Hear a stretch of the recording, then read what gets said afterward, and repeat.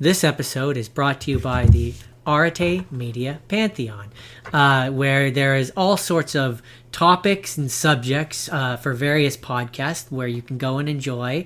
And if you have any interest in starting a podcast, they have the tools and resources to help you make that a reality. We're always looking for new members on the network, so go check that out on artemedia.com. ARETE media.com. On with the show, Justin?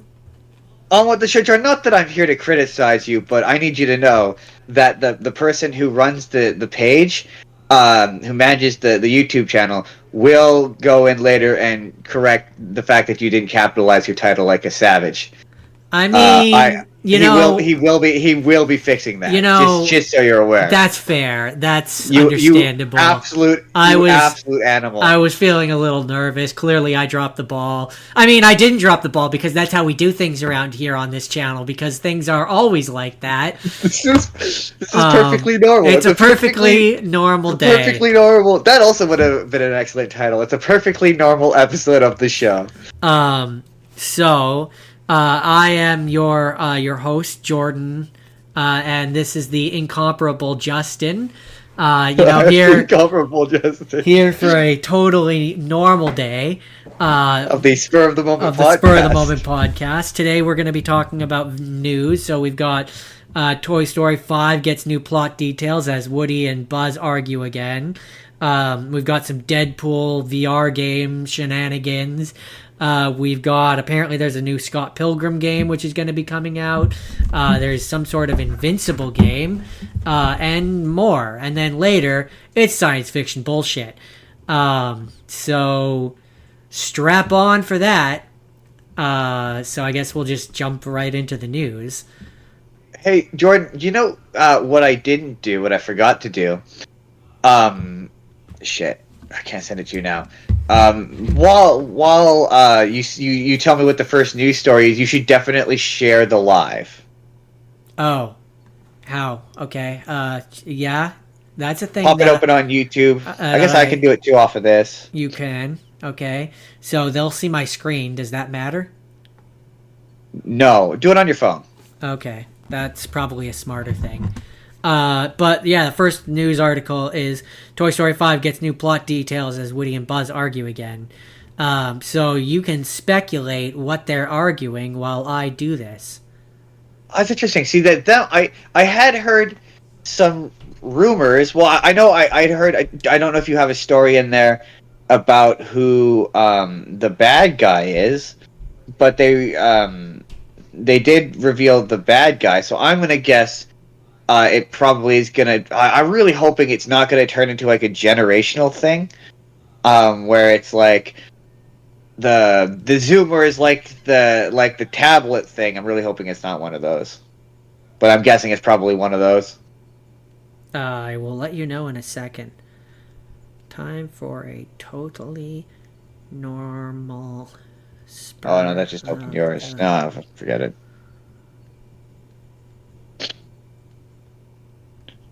Yeah, I am in the chat as normally the Spur of the Moment, the incomparable Justin would be in the chat, but unfortunately the chat he's in does not grant him access to his Facebook,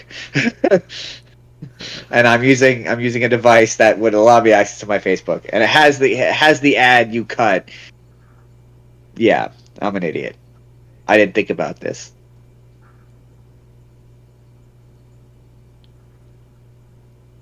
This is normal YouTube preamble stuff. You get it? You got it? I've got it on the one Discord and the Facebook, so that's good enough. Good. Okay, so I got to switch back to my news now. Yeah, your Toy Story. We were on Toy Story. Yeah. At a recent presentation in New York, Pete Docter? I guess that's the Pixar COO. That's a weird last name.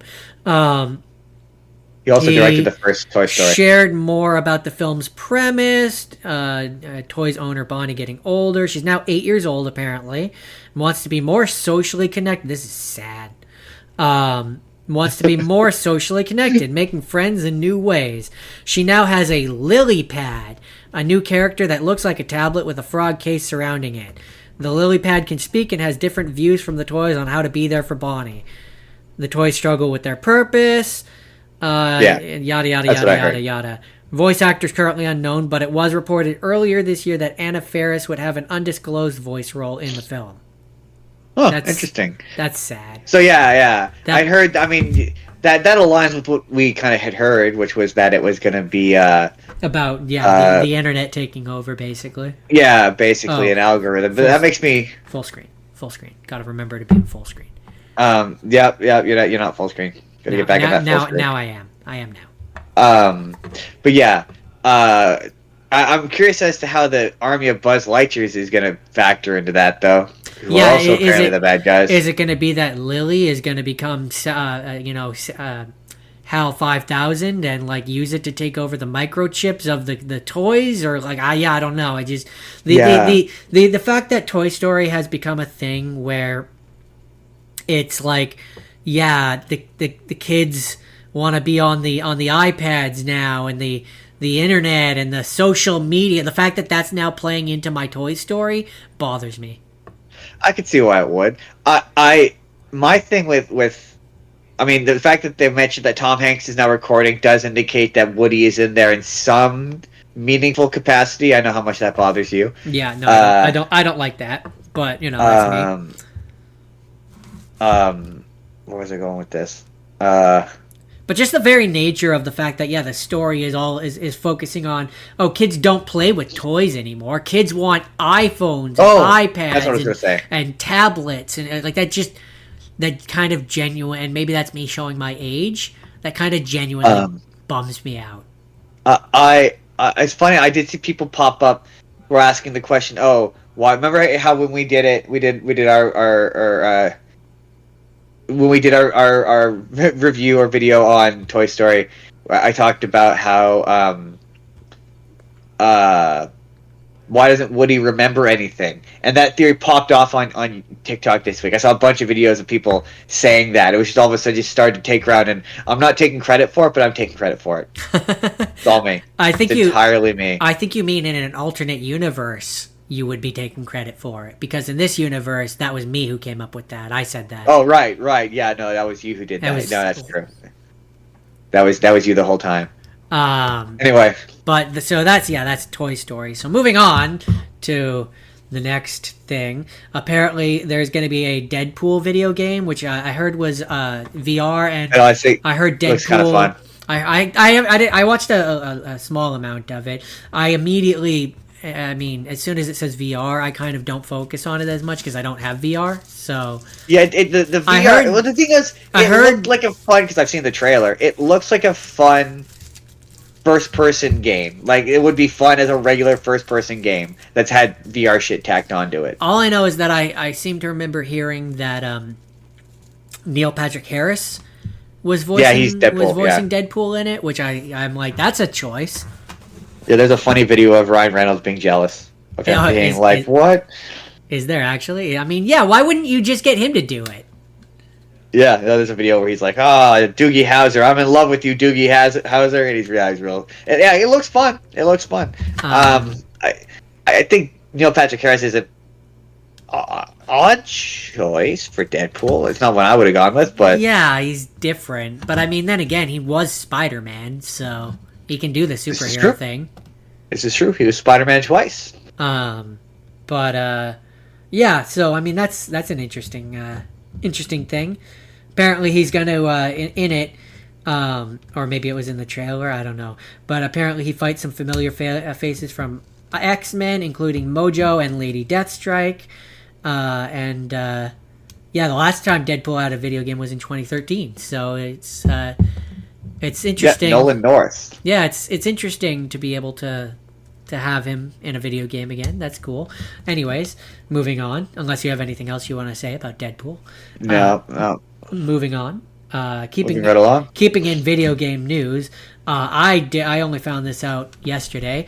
Apparently, Scott Pilgrim is returning to the world of video games. Yeah, I didn't find it to be very exciting. I saw the trailer for it. It just looks like it looks exactly like the other game. And the other game did nothing for me. I'm reading. Yeah, it's another side-scrolling beat 'em up. Which, I mean, I'm not gonna say that the first one it wasn't fun. It's fun when you play it with friends and stuff. But like, yeah. I'd like something different, but I don't know how you do something different with Scott Pilgrim in terms of video game. He kind of just lends himself to that style. I mean, yeah, you know what I mean? But also, like, a 3D, like, like a beat 'em up would be kind of fun. Also, I mean, I don't. 3D fighting game also I was gonna say I don't even necessarily see that you need to do a 3D fighting game, but like in a Capcom or not a Capcom, but a Marvel versus Capcom style where it's like 2D sprite, you could definitely do a fighting game in that. If we're going to talk about Invincible later, which we are, that's next. The 3v3 fighting tag team fighting game is kind of becoming popular, so you could do that. So I guess that's a good segue to talk about we'll lump that. There's enough characters in that universe that can fight that you could make a pretty good fighting game. For Scott Pilgrim, you mean? Yeah, no. Yeah. Absolutely there is. And I mean, to fill out a halfway decent roster anyway. I mean, and that's where I say, like, with the previous, or even an arena fighting game would be fun too. With the previous Scott Pilgrim game, even if you just took those sprites, they have weapons, they have things, they have attack patterns. It wouldn't be that hard to put it into a side 2D screen and fight them. Yeah, I'm just not real stoked for. To be fair, I like 3D side-scrolling beat-em-ups, but they entertain me for the afternoon or like my brain associates them with an arcade cabinet. Yeah, an arcade cabinet. You spend 10 minutes playing it, and you're like, "Oh, that's fun. I'm bored now," and then you walk away. Yeah, no, my they're not meant to be beaten. my ADHD doesn't like. I don't commit to it. So no. I could maybe see like when it comes down 5, 6, 7 years later when you can get it for like $5-10, maybe I'd pick it up. Exactly. But I'm certainly not paying full price for it. So you did touch on that Invincible game. We'll real briefly we'll talk about that. 3 versus 3 tag fighter. So I will say I'm gonna have to retroactively go back and watch some of these trailers because I didn't. Spoiler alert. But Invincible is never one where I would have never considered it. Yeah, it's basically. Well, to be fair, it's only an alpha now, so they haven't really. But there has been a bit of gameplay, and it's pretty much Dragon Ball Z Fighters. That's fair. The 3v3, you tag in and out of your with the characters, and yeah, it's really bloody. But see, that was the whole thing. So see, my thing with that game, and there's, I mean, it's a multiverse one, right? So I want there to be dozens of different costumes that you can get for Mark. And I'm sure they're going to do that. Like, all of them would be cool. But specifically for Mark, I want, like, all the different versions of him. And I want them all to have slightly, like, 1 or 2 moves that are slightly different between them. I'm sure they're gonna. I'm sure they're gonna have all of the versions of Mark that are, like, even if it's just a costume thing. I'm sure they're gonna. And then, like, yeah, then you that's a fun way for the studio to be able to be creative. For all of all the characters, have a few different versions of Adam Eve, have a few different versions of Omni-Man. Like, it'd be fun if you had a version of Omni-Man who was a good guy. I mean, that would be kind of fun. I doubt that's the direction that's going to go but that would be fun. And then, like, what I would do if I were them is I would make it where that game has its own story mode, which is unrelated to the show, not just a recreation of the show, and, like, create like a fresh kind of take on it and do something new. That would be fun. I mean, they're not going to do that. No, it's going to be a bare bones, it's only online, stupid arcade fighter. Oh, I mean, it'll either be that or it'll be a bare bones. They follow the plot of the show, but like in that way that all anime games do, where it's like a rushed version of it, where they don't. Probably, yeah. So that's Invincible. We'll have to keep an eye. We'll watch that with great interest. I was going to say we'll have to keep an eye on that one. So moving on from there. Interest. So apparently, Captain America's Chris Evans is feeling sad about Avengers Doomsday. Why? Why do you think that is? I mean, while I read this article to try and discern why he is. I'm gonna guess he's sad because he's claiming he's not in it when he's definitely in it. So, okay. Chris Evans is excited to see Avengers Doomsday. However, he's not looking forward to missing out on the movie's forthcoming publicity tours. He's known for playing Steve Rogers, Captain America in the MCU. I need to blow my nose. Yeah, no, as you say, as they obviously don't want to confirm if he's in it or not, he can't be on any of the press junkets. So nope, but he's definitely in that movie. Yeah, I'm guessing that's why he's sad. But the question is what version of Captain America will he be? Will he be our version? Is he going to be old man Captain America? Are they going to have him be Hydra America? I don't think they're going to specifically do Hydra. It'll be a reference to Hydra America. Yeah, he's coming in as an evil Captain America. Or is he going to come in as a version of Johnny Storm? No, I think they're going to do the evil version because apparently, allegedly, like he's in it and he's playing like 3 or 4 different versions of Steve Rogers. So I think he's in it. Well, that would make sense to me because the way that they've portrayed Robert Downey Doom, he really just feels like Iron Man, evil Iron Man to me. So I could definitely see it being a thing where he's quote unquote Doom, but like he's not Victor Von Doom, and he's like his world that he comes from, the Avengers are evil, and that's where Hydra Captain America will come from. That's where he comes from, and instead of calling himself Iron Man, he calls himself Doom, but he's not Victor Von Doom, so he's not the real Doctor Doom. That way they can introduce real Doctor Doom later if they want to. Yeah, exactly. I could absolutely see them going that route, and then that way you get to bring back a bunch of the old original Avengers, but they don't have to be the Avengers, and they could be the evil version of the Avengers. And that would be fun because like you could have like an evil version of the Hulk, evil version of Hawkeye, like all of them, and that'd be interesting. Exactly. But that is why he is feeling slightly sad. Apparently he's feeling slightly sad, but he's lying because he's definitely probably in that movie. So you remember in a previous universe where Bug's Life, when we talked about so how confusing. when we talked about how Pixar movies used to have bloopers. I am aware, yes. So apparently, Pixar has brought back blooper reel for their newest sci-fi movie. I heard this. Elio, yeah. I want to see that movie, but not enough to pay for it. But I think that's kind of cool that they're bringing. That is really cool. The bloopers, and I hope that's a thing that like they stick with because I always really enjoyed those, like the different. It's kind of fun if just they retroactively did them and put them on Disney Plus. That would be cool. That would be fun as shorts. Yeah, just do them as shorts. That would be a lot of fun. But what do you think? I don't know if it says anything about what the blooper actually is, but what do you think the blooper is for this? Knowing nothing about the movie or any context or anything. I'm guessing the characters break into a fit of laughter. It just says the video is a hilarious blooper reel.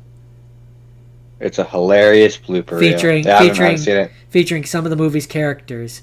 So it's just a full-on it's not just one scene, it's a full-on blooper reel. Well, all right then. I don't know then. That's kind of cool. That's pretty neat. Moving on. All right. So, Spider-Man Beyond the Spider-Verse update given by Star. What is the update? Shamik Moore is setting the record straight about a recent Spider-Man Beyond the Spider-Verse rumor. He's voiced the Miles Morales Spider-Man in both the movies. And Oh yeah, I heard this. He said that He confirmed that he's going to be returning, so I guess there was... yeah. No, one of the rumors was that he was playing a third version of himself. Oh, yeah, it says he would... the interviewer said he would be in it twice, to which Moore responded 3 times. So there's going to be a third. So, okay. So, that's but all. Sorry? They came out... Also, they came out and then they were like, nah, he's actually not. He misspoke, and that's what the story you have in front of you is. Well, the question is, though... Did he misspeak, or did did he say too much, and the studio was like, "Whoa, shut the fuck up"? Yes, well, I think he said he misspoke in the sense that he said too much, and they're like, "Hey, shut up! Cut that shit out! Cut that shit out! You're gonna break your goddamn kneecap." We're zoning. So we kind of have power. Working under the assumption that that there is going to be 3 different versions of Miles Morales. Who do you think the third version is, and why do you think it's going to be the one from the video game? It's definitely the one from the video game. It's for sure the one from the video game. Right? Like, it's got to be, right? Well, but then if you're going to do the one from the video game, then I would have the guy who plays him in the video game come back, so... But no, I definitely do think that was the thing I noted. I noted about that second one is it's very odd that there's only one version of Miles in the multiverse, even though you see the version from the PS4 game, so you know there's more than one Miles in the multiverse. You see the PS4 Spider-Man. The Peter Parker version. PS4, implying the existence of PS4 Miles Morales existing in the multiverse. So yeah, I suspect we're going to see multiple Miles Morales, more than one, because supposedly. There's a name for him, but the Prowler Miles Morales is like going to be a major character. That makes sense. But I'm excited for that. I have no idea if I don't think we have any idea when it's coming out, but no clue. You know not yet. That'll be something we'll have to keep our eye on. So DC Studios reveals that they have a new animated show after their Creature Commandos success. Do you know what it is? And can you stall for time while I find out what it is? It's Mr. Miracle. It is Mr. Miracle, and it's going to be based on the acclaimed 12-issue comic book series of the same name.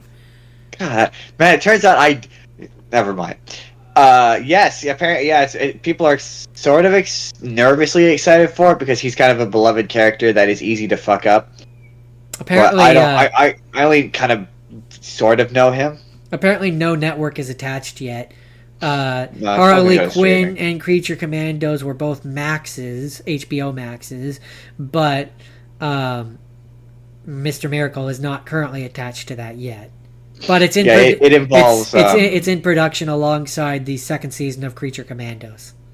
It involves. Do you not know who Mr. Miracle is? I just remember that he always ends up with Big Barda from. Ends up with Barda. Yeah. From Doomsday's Apocalypse, Doomsday's planet. Yeah, he's not connected to Apocalypse. Not Doomsday. I think this is where fact check me, somebody in the comments, but I'm pretty sure it's like Darkseid's planet. With that's the word I was. I think it's like he's the son of the new gods, and he gets swapped with Apocalypse's son, who's Orion, who's raised on the new gods planet. I think is the idea. I don't know enough about him. I just know that he's typically associated with the new gods and all that. If you listen to the Sandman audiobook, he just randomly shows up in one of the episodes. I think I remember that, yeah. But I like I haven't watched the Creature Commando one. I don't know if that's out on ours. It's really pretty looking. It looks quite good. If it was on anything that was easy to access, I would totally watch it. But I like the Harley Quinn show. That one always... That show's also pretty good. I derive enjoyment from that, so... I definitely did as well. But I'm not a big enough fan of Mr. Miracle to really care. No, I don't have strong feelings about it. But surely someone's gonna come at me with a pitchfork and be like, "Don't diss my Mr. Miracle, bro!" Right along in James Gunn's desire to do the randomest characters you've never heard of. Yeah, like Creature. All in avoidance of doing the ones you actually give a shit about. Like Creature Commandos. Like Creature Commandos. Great example. So then, Although I hear that show is really good, but still. So okay, and this is pertaining to a thing that will come later. But why did How to Train Your Dragon actor David Tennant did not return for the remake? Which I didn't even realize that he was in the original, but No, neither did I. I kind of realized. Spoiler alert, but I kind of realized how little I remembered about that first movie. Yeah, he was that the character that is their trainer, the one that I was like, he's just trying to be the guy from the original. That's the character. I'm pretty sure he's. Or no, wait, no. Sorry, no. I'm mixing them up. He plays the one I told you about this yesterday because I looked it up. He's the dad. He plays Snotnose's dad in the original. Yeah. Which I don't really remember him being much of a character in the original one, so neither do I. The only characters I remember from the original, like with any vivid memory, is obviously Hiccup, Astrid, and then the twins, and that's kind of it. I forgot about the big fat one and the short one. We'll talk about it later. So yeah, I mean this makes sense. Money? No, surprisingly. So you remember how? Spoiler alert! They didn't ask for him. a review. No, let me finish. You remember how you talked about the fat character and how he doesn't look. So the reason why David Tennant didn't return was because of physical casting considerations. He didn't look like a Viking. He didn't. Yeah. He didn't. Fit, I mean, he didn't fit what the character, right. what they wanted the character to look like. Fair enough, I suppose. They just didn't align with the. And so.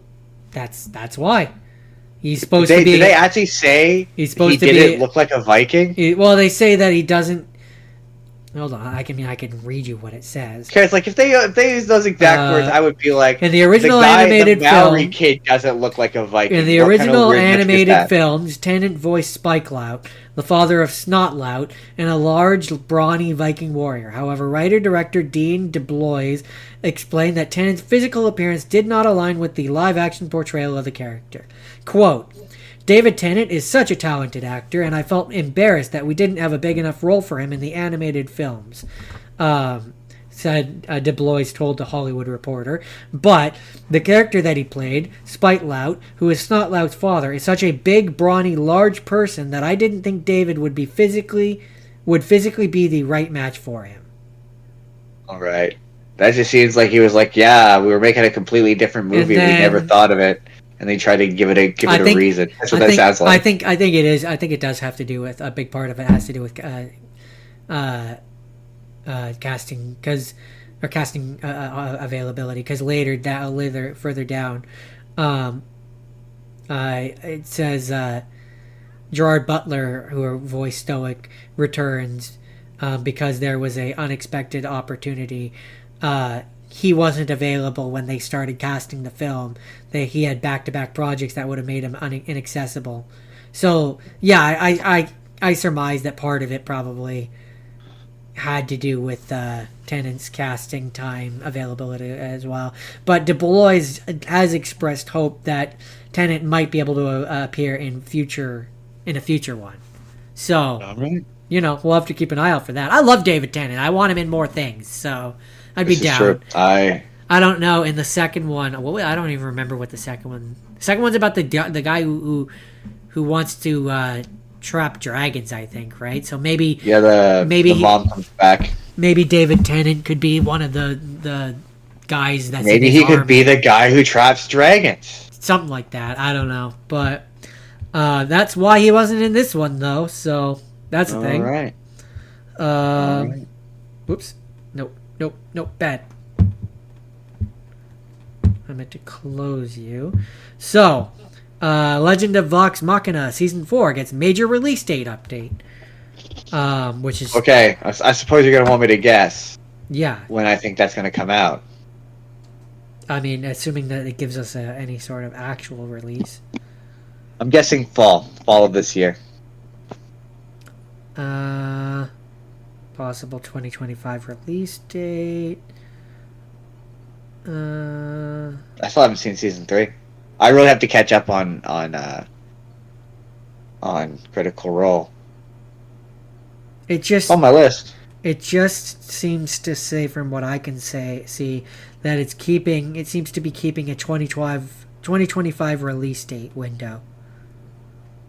That's not bad, considering I think what the last one came out. Like in terms of streaming date release windows, that's pretty good.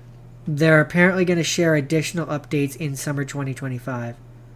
I know that it's coming. They're gonna. I think it's probably gonna release at the same time as that Mighty Nine show. That's also coming. I'm looking forward to that. Although, as I understand it, there's the Mighty Nine one, for how it begins anyway. There's going to be a number of changes from the original, which makes sense. But that's the thing where I'm understanding about these shows, which some people aren't. Is I understand these are adaptions. They're adaptions of the original. You're not going to have a 300 hour show which is going to show every single moment from these. Like you have to narratively cut certain things so that it works as a show, and I understand that. So like I've seen there was a clip that they had from a while back for the Mighty Nine, where they showed a little bit of the opening of how Jester meets Travis Willingham's character, and it's obviously it's very completely different than, because in the actual game it starts off with like Marisha Ray's character,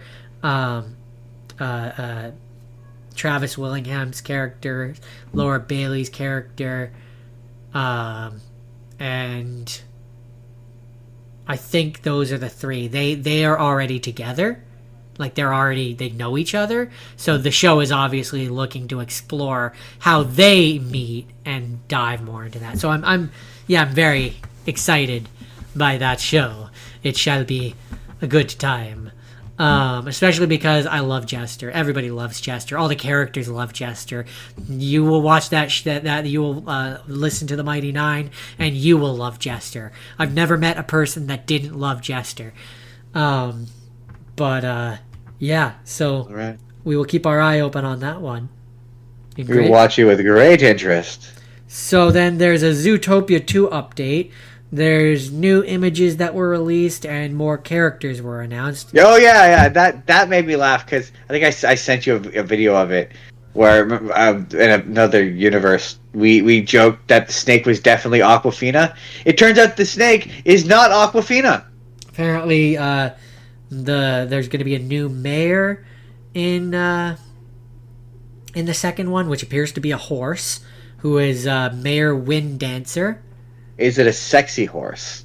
Well, I'll let you be the judge.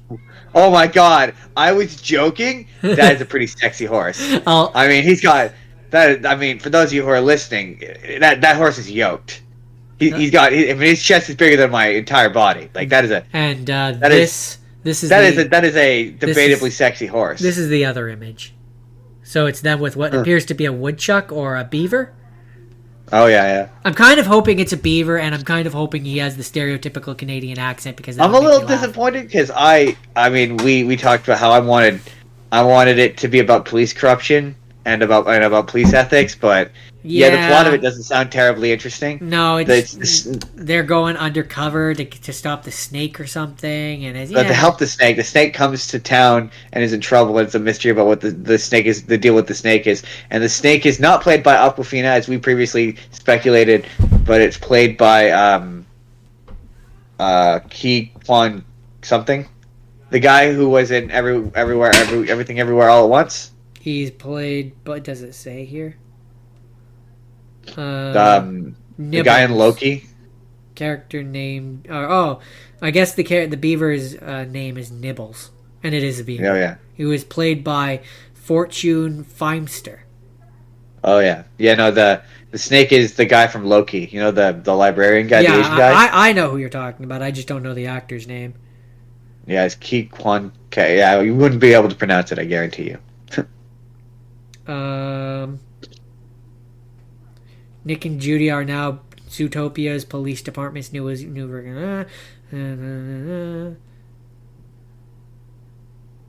Interesting. So what it's describing is if the first movie was like their honeymoon, this movie is what moving in feels like. That's what it's that's what it's describing in terms of Judy Hopps and Nick Wilder's working together. That's funny. I'm not gonna lie, I'm looking forward to it because I am mostly indifferent. I really like the first one, and I like Jason Bateman. Yeah. I generally enjoy most of the things that he's in. So I'm looking forward to that. And the character who plays the snake, I like him in Loki.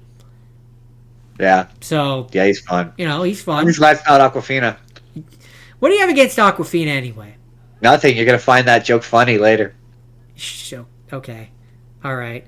So yeah, that's Zootopia 2, which also I'm doing what's known as setup for a joke I'm gonna make later. Also, the fact that this is the first time we see a snake or a lizard is interesting to me, especially because it just looks like an animal, and I'm interested to see if they're going to explain that in any regard. They did the same thing in Beastars, which is I find funny, where they did a snake on that show, and it's just a big snake. And it's not like a snake with legs. It's just a big snake. It's just a big snake. And are they gonna dive into other animals that weren't touched on in the first one? Are we gonna see fish people? Are we gonna have a section of are they gonna have expanded Zootopia in the years since and have it where there's now a water area where you have water-based animals, turtles, things like that? I would like to see some fish people. I want more animals, different variety, and further expansion on the city. That's what I want out of my Zootopia 2. I probably won't get that, but that's what I want. No, probably not. I mean, I want some freaky fish people. So, moving on. Why do you think Thor was rejected by James Gunn for Guardians of the Galaxy Volume 3? Because it hurts.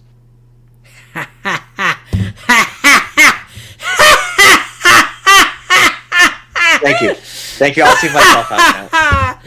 No. Okay. Okay. Your actual answer.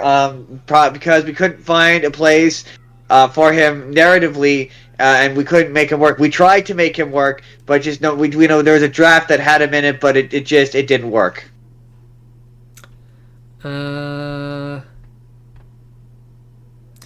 Okay, so while speaking with EW, Gunn recalled watching that moment at the moment where Thor is with the Guardians in Avengers Endgame.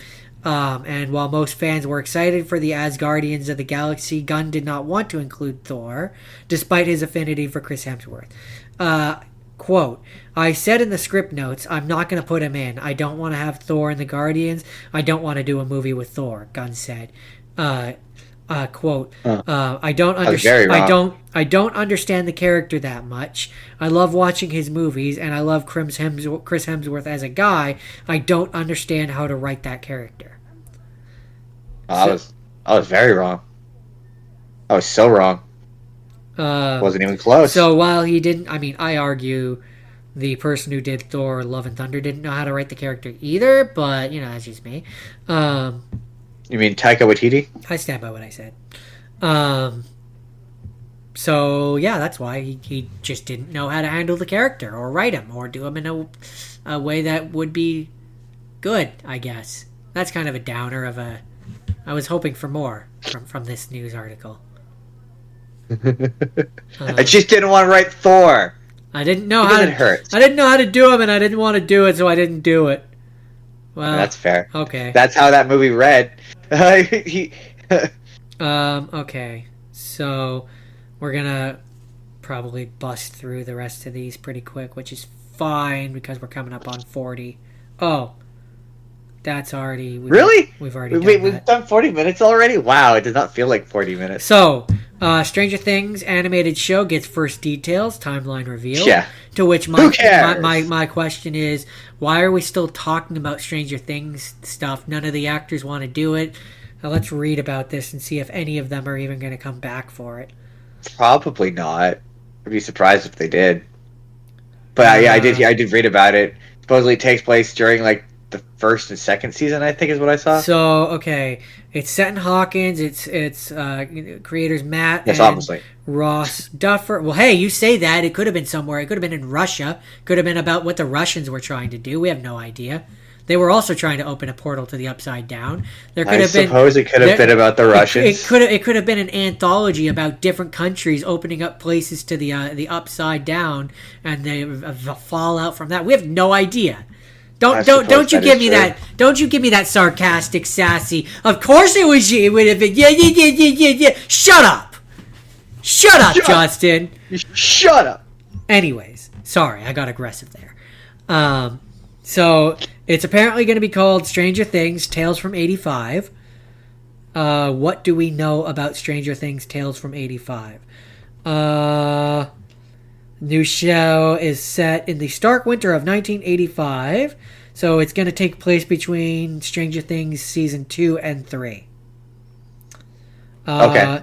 It's going to feature the show's original characters, with one new addition, Nikki, a tough mohawk-wearing gal fighting new monsters and unraveling a paranormal mystery terrorizing their town. It's too late. It's too late for this. It's way too late. So first thought. The tone is apparently inspired by 1980s cartoons like Masters of the Universe, Scooby-Doo, Dungeons and Dragons, and The Real Ghostbusters. I mean, one of those is not from the 1980s, but all right. And the final design landed a world away from those shows, drawing from CGI stylings of Spider-Man Across the Spider-Verse and Arcane. So, I don't know. Okay, cool. Too late. That's my first thought. It's too late. Well, yeah, so you're gonna have the original voice the original actors all give the impression that they want nothing to do with Stranger Things anymore. So you're gonna get them to come recast. back and you're gonna get them to come back and do voices, or you're gonna recast and have it sound weird. No, let's just not. Can we not? Let's not. Why? If you're going to do this, you should have done this when you were making season 2. Or heck, maybe you should have done it in the 5 years it took you to put out season 5. I'm just saying. You know? I'm just saying. Just saying. It's too late. You're too late. It's too late. You're too late. So, yeah, that's that. I'm really indifferent. It's too late. It's too late. It's too late to apologize. I was barely indifferent when it was relevant. It's long since relevant. Right? No longer relevant. So now our Barely mustered the excitement to watch the series finale of the regular show. Yeah. If you wanted to do this, you should have taken 20 years to put out 3 seasons of television. That's an exaggeration. It was 10 years to put out 5 seasons of television. I'm just still saying. So, okay, final news, and then we'll get into some science fiction bullshit. Malcolm in the Middle. Reason why Dewey's actor isn't returning for reboot revealed. Because he doesn't want to be an actor. Yeah, I was gonna say. We're gonna say that it was probably that, right? That's definitely it. So let's see. He went to Harvard and went, "No, I don't want to be an actor anymore." It's really not that exciting. Bryan Cranston explains Eric Per Sullivan's absence from the upcoming reboot. The same explanation the mom gave and Frankie gave and they all gave. Yeah, I mean, definitely. In an interview on the Fly in the Wall podcast, Cranston, who played the beloved TV dad Hal, revealed that he had a conversation with Sullivan and asked him to return as Dewey once again. Sullivan has declined the offer and admitted he just wasn't interested in acting. So, fuck off and stop asking. Stop asking. I'm sure he didn't actually say that, but I'm going to put words in his mouth and assume that he did. Fuck off, TV dad. Quote, I talked to Eric and I said, hey, we got the show. It's going to come back. He goes, oh, that's fantastic. And I go, yeah, so we're looking forward to having you back. He goes, oh, no, I don't want to do it, but it's fantastic. Actor continued, he's actually going to Harvard. He's really, really smart. He's getting his master's at Harvard right now. He said, oh, God, no, I haven't acted since I was 9 or something. I'm not into it. And the rest of the world was all like, but Dewey! And I, as Jordan, was like, all right, I respect your choices. And then they got a guy who looks just like him, and apparently it's just as good. Life is unfair. So can't wait for that. that I think is going to wrap up the news with a nice little bow. Jordan, take your computer, your mouse, give it a shake. Not that this matters, but it's distracting.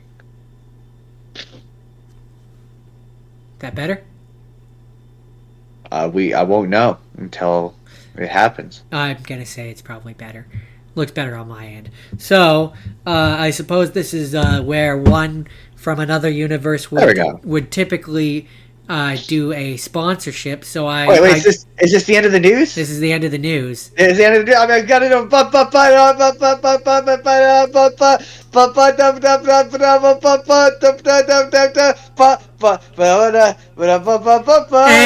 cut. But Jordan, you didn't do your customary milking the cows. He's milking the cows. Okay, that's enough. Yeah, definitely cows. So milking the cows. So this is, I suppose, where one would typically do a sponsorship. So this episode is brought to you by Audible, where they have so many books that you can listen to, including 2 which I listened to for what I watched this week, and 1 which I didn't make it all the way through, but I'm going to finish anyways. They have so many different options. You pay, and you get a 1 credit per month, where you can spend it on anything in their category.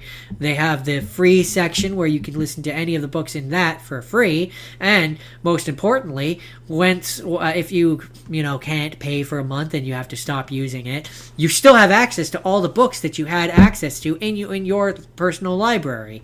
If you use our link, which at some point will be in the description below. Did you forget to put the link in the description, Jordan? I probably did. If that's something someone's gonna have to add later. Yeah, it's something that someone might have to add later, because if it wasn't in the previous series of things that I never delete, wink, then it's probably not in there. No, it absolutely is not. It's something we're gonna have to add later, but that's fine. Later on, use our link in the description below. Go sign up for Audible, and it helps out the show. It gets you access to a pristine service where, as an aside, if you have customer service issues, I had a customer service issue where one of my books seemed to have disappeared from my browsing library, and it was a one that I knew that I had gotten, and I complained and was like, hey, this be gone now, yo, help. And they just gave me a credit so I could go and purchase that book again. Because that's how cool they are. So, Audible. Use our description, which will appear once, perhaps, we travel through the multiverse. All right. So, yeah, that's the ad spot. And now we're going to do some science fiction bullshit! We're science fiction bullshit, Justin and Jordan! I don't know why we're doing a Rick and Morty reference. Neither of us are doing Rick and Morty. I don't know, because it's science fiction. That's true. I turned myself into a pickle. I'm Pickle Rick. So, being that you are the incomparable Justin, you're gonna have to. As is the tradition, I get to go first. As is the tradition, as always happens on this show, the incomparable one goes first. The incomparable one goes first. That makes sense. Yeah. So, okay. Well, as previously discussed, it is Science Fiction Bullshit Week on the Science Fiction Spur of the Moment podcast time. So, I thought it'd be fun if we did, varying degrees of multiverse and multi-universes, and universes that are slightly different from our own but are the same. And with that in mind, I decided to watch season 7 of Black Mirror, which in this universe is the same as your universe. That cough. Anyway, that checks out. That's an important distinction here. Is in this multiversal episode, there's only very slightly differences, which mostly just encompasses things related to this show. Everything else is exactly the same. It's exactly the same. The only difference is in this universe is he hosts the show and I'm the incomparable. That's it. It's otherwise the same. It's the same. Season 7 of Black Mirror. Season 6 from what I recall, had a few quite good ones, but I think there was a couple in there that were a couple of misses. This season, overall, before we jump into the individual episodes, all bangers. Like, they're all bangers. Like, not a bad episode in the bunch. They're all good. And I'm going to try my best, because I think, Jordan, you should watch this, obviously. I'm going to do my best not to spoil it, but I will probably have to spoil it, just to give you a heads up. Sorry. God damn it. I'm not going to read... Like, I'm not going to give you the title of each of the episodes, because they're fairly meaningless. I guess I will. So, we'll go through each of the episodes very generally, and then, because there's only 7 of them, I'll give you kind of a brief plot synopsis of what it's basically about, and yeah, I won't give away too many of the twists if I can avoid it. I'll try not to spoil it as much as I can.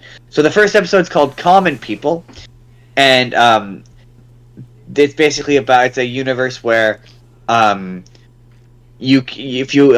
woman, she gets like a brain tumor, and she has it removed, and she can have it replaced with this technology which lets her brain activate properly and work properly, and it operates on a subscription model. So initially, they're like, it's completely free so long as you stay within range. So they can only stay within a certain range, and they're not, so they can't go on vacation, can't do anything. And then eventually, like all subscription models, they introduce a higher tier. Yeah. Or you could continue to use the old tier, but you're going to have to use ads. And so it constantly causes her to just break into doing ad spots randomly. So at one point, she's a teacher. The whole bit is she's a teacher. So she's talking to one of the kids whose parents has died, and she all of a sudden breaks into like a Christian missionary. If your life is sad, you need to go find the words of Jesus Christ. And like, it obviously makes the parents' kids upset or whatever. She keeps trying to like advertise shit to people. And they keep ratcheting up how much each of the tiers cost, and they keep adding, like a subscription service does. They keep adding more progressively, and in order to afford it, the husband signs up for this website where a streaming website, which is like Twitch but fucked up, right? Where for money you can do bad shit on camera. So at one point he I can't remember. I think he cuts off a finger. He does all sorts of nasty shit on camera to try and get money. And it gets to the point where it gets more and more expensive, and it gets to the point where they can no longer afford it.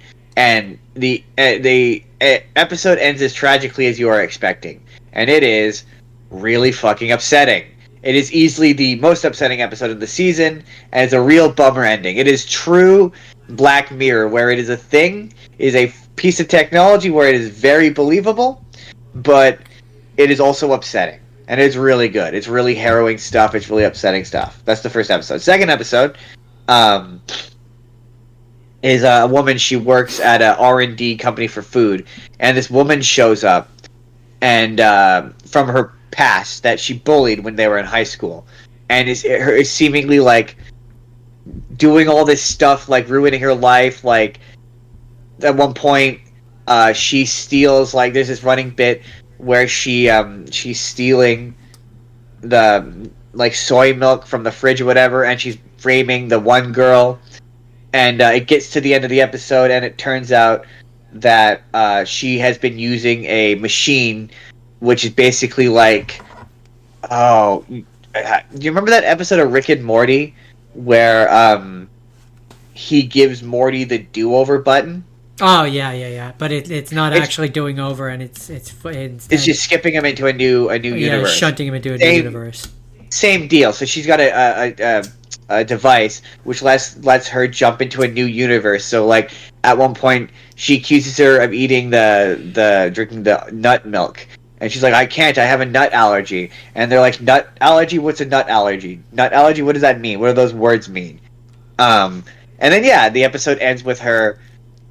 It doesn't end as tragically, is all I'll say. I won't spoil the ending. But yeah, there's a big confrontation where she finds out that she's been using this technology to ruin her life and like kill every single one of the people who bullied her in high school. Next episode is an episode called Hotel Reverie, and this was like, again, all bangers, all solid, but this might have been one of the best ones. And it's got Aquafina is in it, and she is a woman who is basically, she has this technology where they put you into a movie, and the movie constructs all these like AI people that populate the world of this movie, so that these people within this world, they believe what's happening is real, and so they are going to use this technology to remake what is effectively Casablanca. It's an old school movie, and they hire this actress to be put in it. And Aquafina is really good.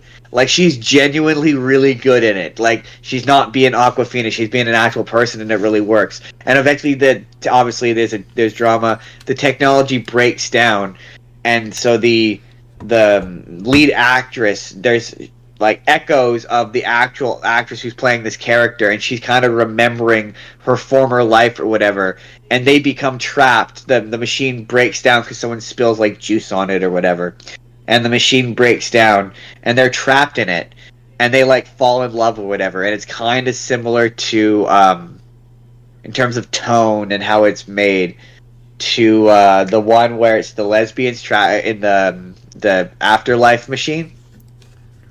Been a while since I've watched it. I think I remember that one. Called. It's kind of similar to that. And it doesn't have eventually it gets to the point where in order for the girl to get out, she has to finish the movie, but her existence in this world has changed the movie and created a plot hole. So there's like two sort of points of view. There's her in the movie, and then there's Aquafina outside of the movie, kind of like being her man in her chair, like guiding her through the movie. So they eventually change the ending of it,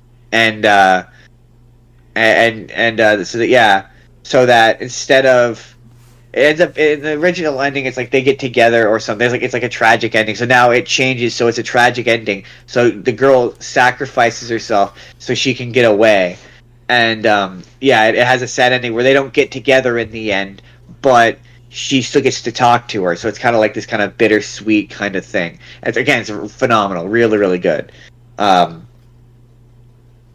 Next episode, Peter Capaldi. It's called Plaything. Real again, total solid episode. Peter Capaldi.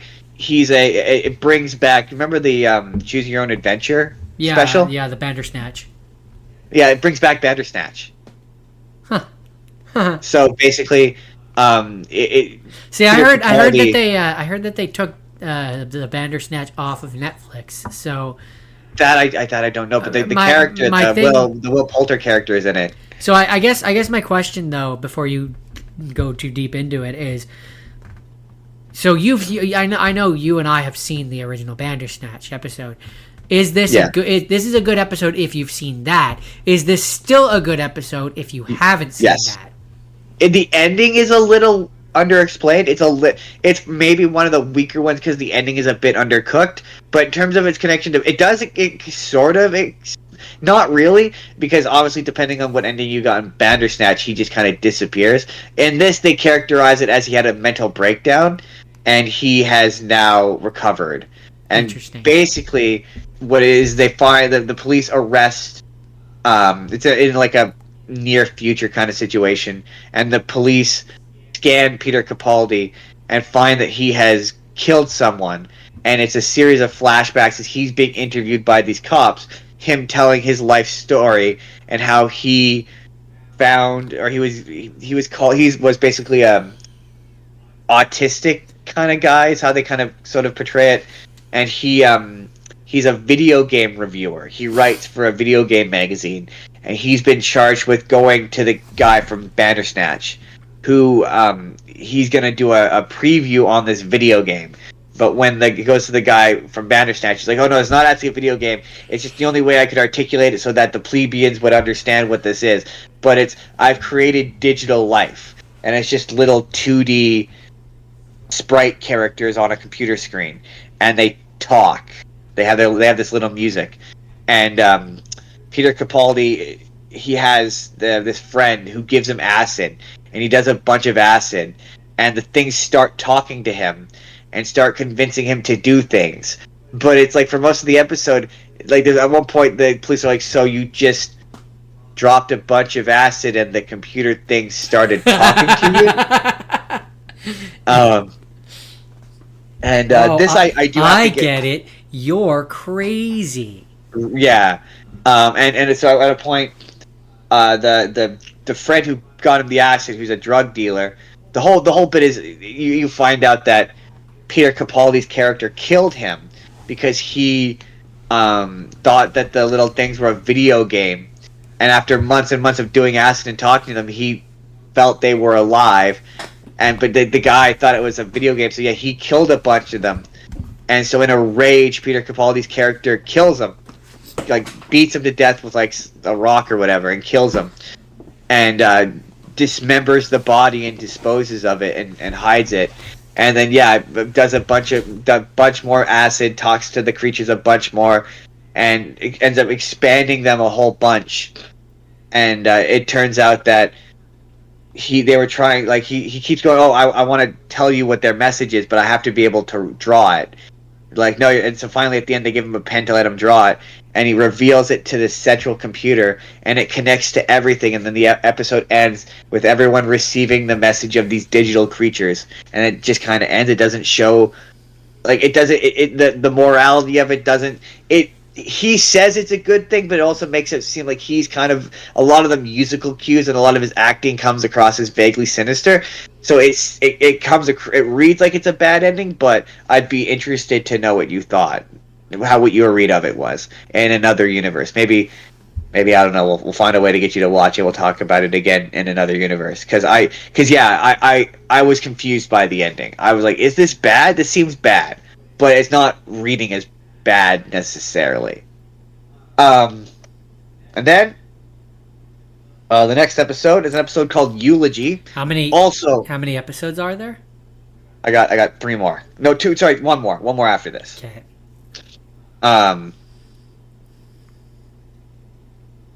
Sorry, second last episode, Eulogy. Paul Giamatti.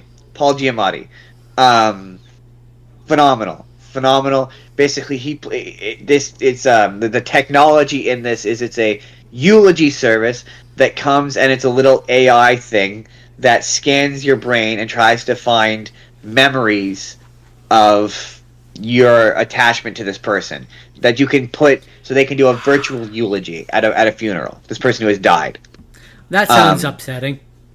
So the episode is basically this AI program helping Paul Giamatti remember what this woman looked like, because it turns out that they were in this relationship, and she moved to London, and he was upset, so he cheated on her, and then she cheated on him, and then they broke up, and he's absolutely pissed at her, and like scratched out all her faces and all these pictures, and it's been so long that he doesn't remember what she looks like. And the episode is basically like him going into his memories and kind of doing this like forensic thing of exploring his relationship to her, and it's really touching.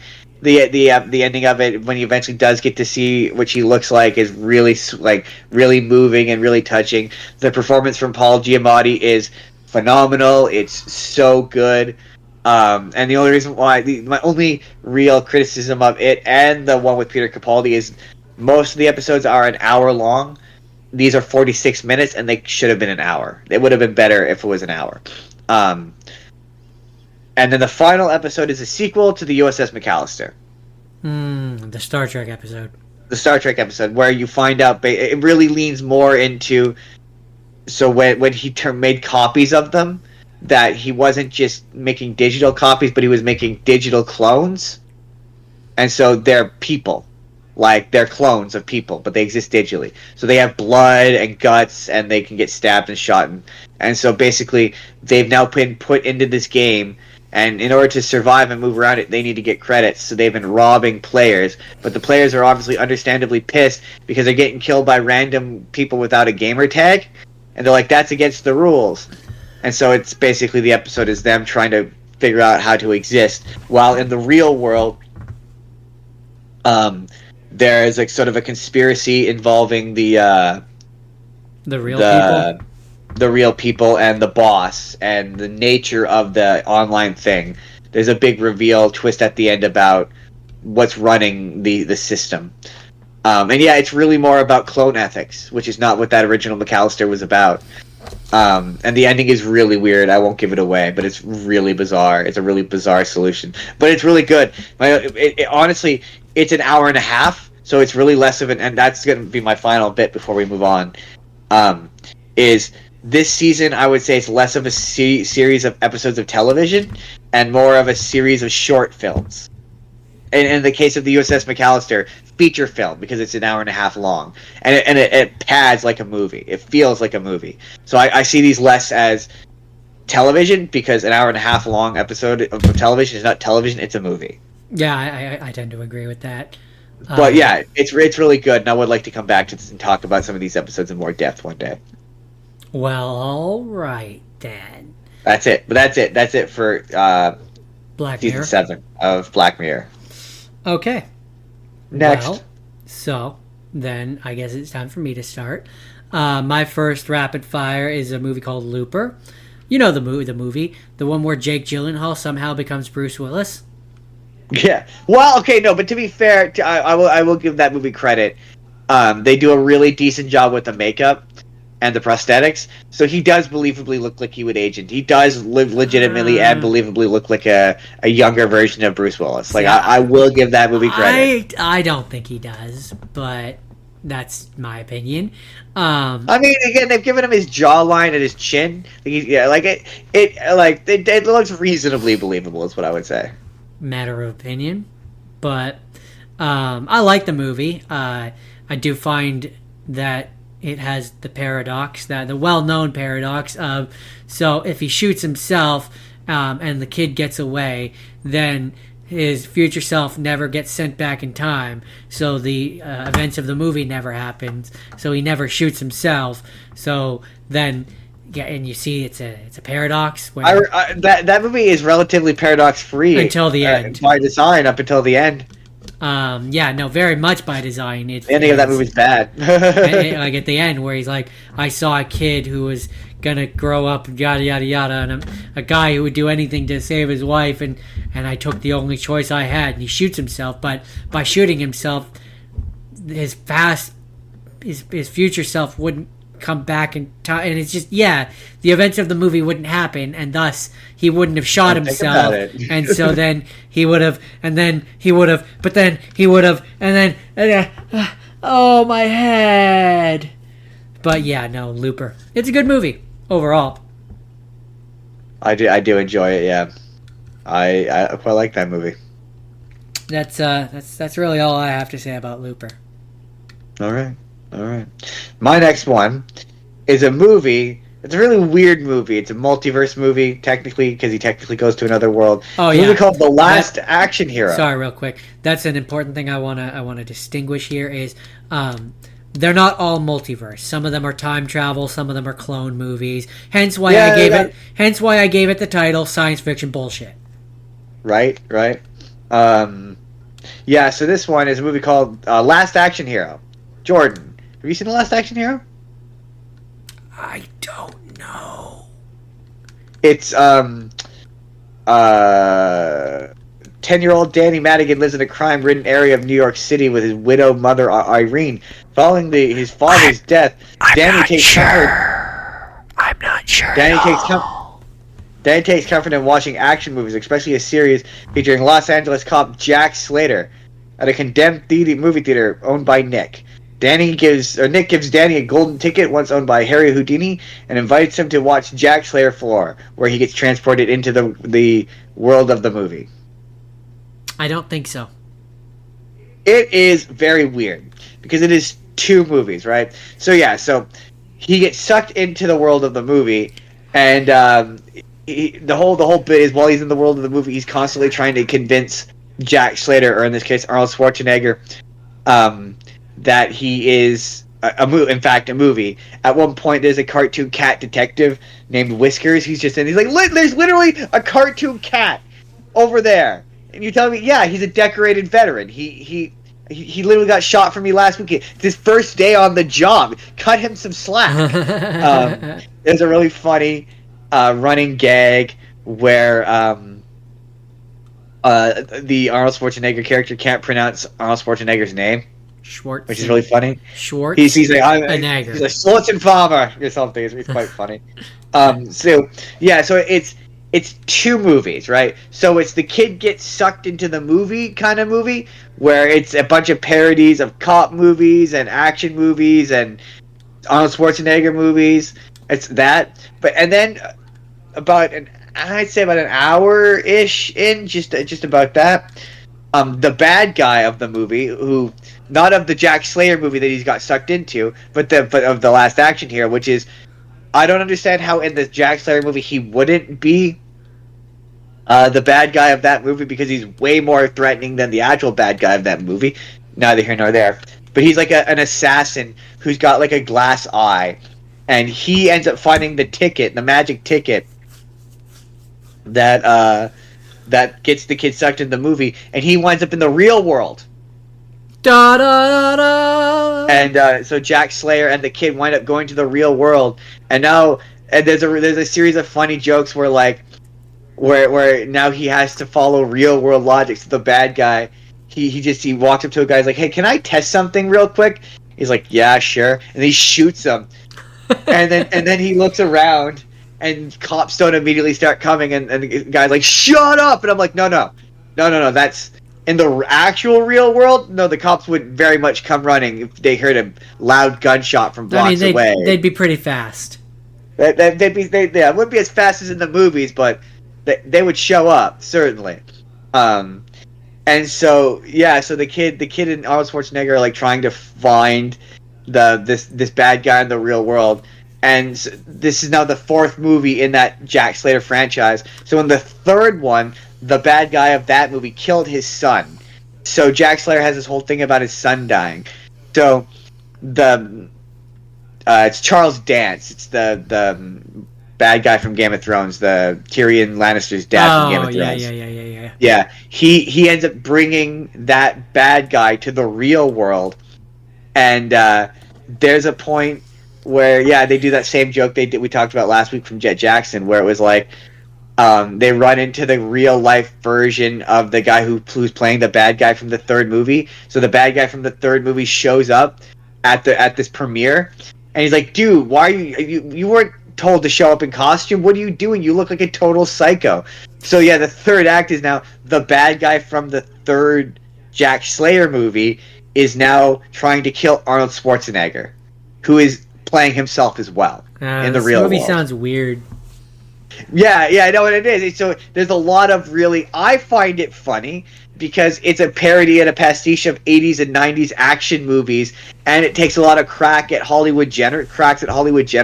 Like there's a really funny running gag where this movie came out when he was still married to Maria Shriver, and she's like, "Don't advertise the gyms or the restaurants." And I had to be like, what restaurants is he advertising? And then I Google it. He created Planet Hollywood. Well, he's one of the actors who created Planet Hollywood. You know the Planet Hollywood restaurants? No. No? You don't know the Planet Hollywood? It's basically like a tacky restaurant that has a bunch of Hollywood memorabilia on it. Oh, so like Stallone, Arnold Schwarzenegger, they all invested in it. Like the Hard Rock Cafe, but for Hollywood. Yeah. I think when we went to Disneyland once, we went to a Planet Hollywood. We had dinner there once. I have a vague recollection of it. I don't remember that, but it's weird. So when it becomes that, where they're in the real world, it's a completely different movie. The tone is completely different. Like the jokes are completely different. It's very strange. I as a person who's like really in the weeds about movies, found it funny, and you probably would too. The one thing I will give it credit is like, God bless Arnold Schwarzenegger. He is self-aware. he knows how to laugh at himself, and I respect that. That is the Last Action Hero. All right. Well, what's the sitch? It's time. It's time for Kim Possible, A Stitch in Time, which, as a previous version, a previous incarnation of et cetera, so on and so forth mentioned, this was one that was originally a movie, but then... Sorry, real quick, Jordan. Hakime is in the chat, and he said it sounds like an episode of The Twilight Zone. I'm pretty sure it probably was at a point. Well, to be fair, the kid gets sucked into the movie world, and the movie world characters get sucked into the real world is such a trope at this point in terms of movies. Like, you've seen it 1,000 times. This just mashes both versions of that into one movie. Or are they talking about when you were talking about Black Mirror? Maybe they're talking about one of the episodes that you're talking about. Oh, if that is in reference to Black Mirror, I mean, Black Mirror is a fucked up version of the Twilight Zone. To be fair, but it's real funny. Sorry, I'll let you get back to. But when they brought back Twilight Zone, it got compared to Black Mirror. People were like, Black Mirror did this better. And little did they know that Twilight Zone has been doing it since like the 60s. Something like that, yeah, 70s or 80s. Anyway, right? Yeah, so, Stitch in Time. Stitching stated, yeah, it was a movie, they removed its movie status. Then it just became part of the show. No, it's just a series of badly paced episodes of the show. I mean, yeah, kind of. But I still enjoy it. I love that movie. I mean, to be fair, I quote it like all the time. You can't do that. Actually, I can. I rule the world. Yeah, quote it constantly. You know, it's you can't blame a guy for trying. Actually, I can. I run the show. Yeah, I do that all the time. Every time I'm like, can't blame a guy for trying. I think I can. I rule the world. That movie's funny because it's the like the part where future time overlord Shigo comes back and is like, you need to get the time monkey, and past Shigo's like, well, can't I just have yours? No, this is my time monkey. Go get your own time monkey, but you need to get that time monkey. And it's just very funny. Comedic timing. Why should I listen to you? Because I'm you from the future. I know what's best for you. Go do the thing. My favorite bit is where Draken shows up and he's absolutely shredded. And Ron is like, well, see, everybody in the future is jacked. And one thing that I appreciate about that movie / series of episodes is the fact that, like, because as a kid I was and I never really picked up on this as a kid, but as a kid I was always like, why isn't there a future version of Ron and Kim? But they very specifically are like, it's because they're lost in the time stream. Because their past version went to the future. There is no version of them in the future because they disappeared from the past. And I appreciate that consistency. Right. What about Disney? It makes it work better, in my opinion. I mean, yeah, there's it kind of just watching this and the drama just reminded me of why I enjoyed that show so much, and I appreciated the show in general because, like, it had a strong, impressive female lead character without beating me over the head with it. Right. Like, that was a thing growing up that I always felt, and same with like Powerpuff Girls. I watched that kid as a show. I think you mean the Whoop-Ass Girls. That's what it is in this universe, right? I forgot. Yeah, I think you're thinking of the Whoop-Ass Girls, Jordan. I watched those growing up. I didn't care that it was a quote unquote girl show with the girl as the main girl show with the girl as the main character. I didn't care. It was still badass. Pretty badass. No, yeah, I like it. I just wish that it still had movie status. Yeah. No, it's lost that movie status. It's a real shame. It's a real shame. It's a real shame. I'm looking right at you. I'm looking as hard as I can. But that's Kim Possible, Stitch in Time. All right. So my next movie is you're right. We didn't just do multiverse. We want to do time travel, and I want to do a time travel movie I'd never seen, and this is the sequel to Evil Dead 2. And it's called Army of Darkness. It was also the shortest movie I watched this week. It was only like an hour 20, and it made me want to watch Evil Dead because this movie literally picks up where Evil Dead 2 leaves off, where he gets sucked into a portal and he gets teleported back in time to like the Middle Ages.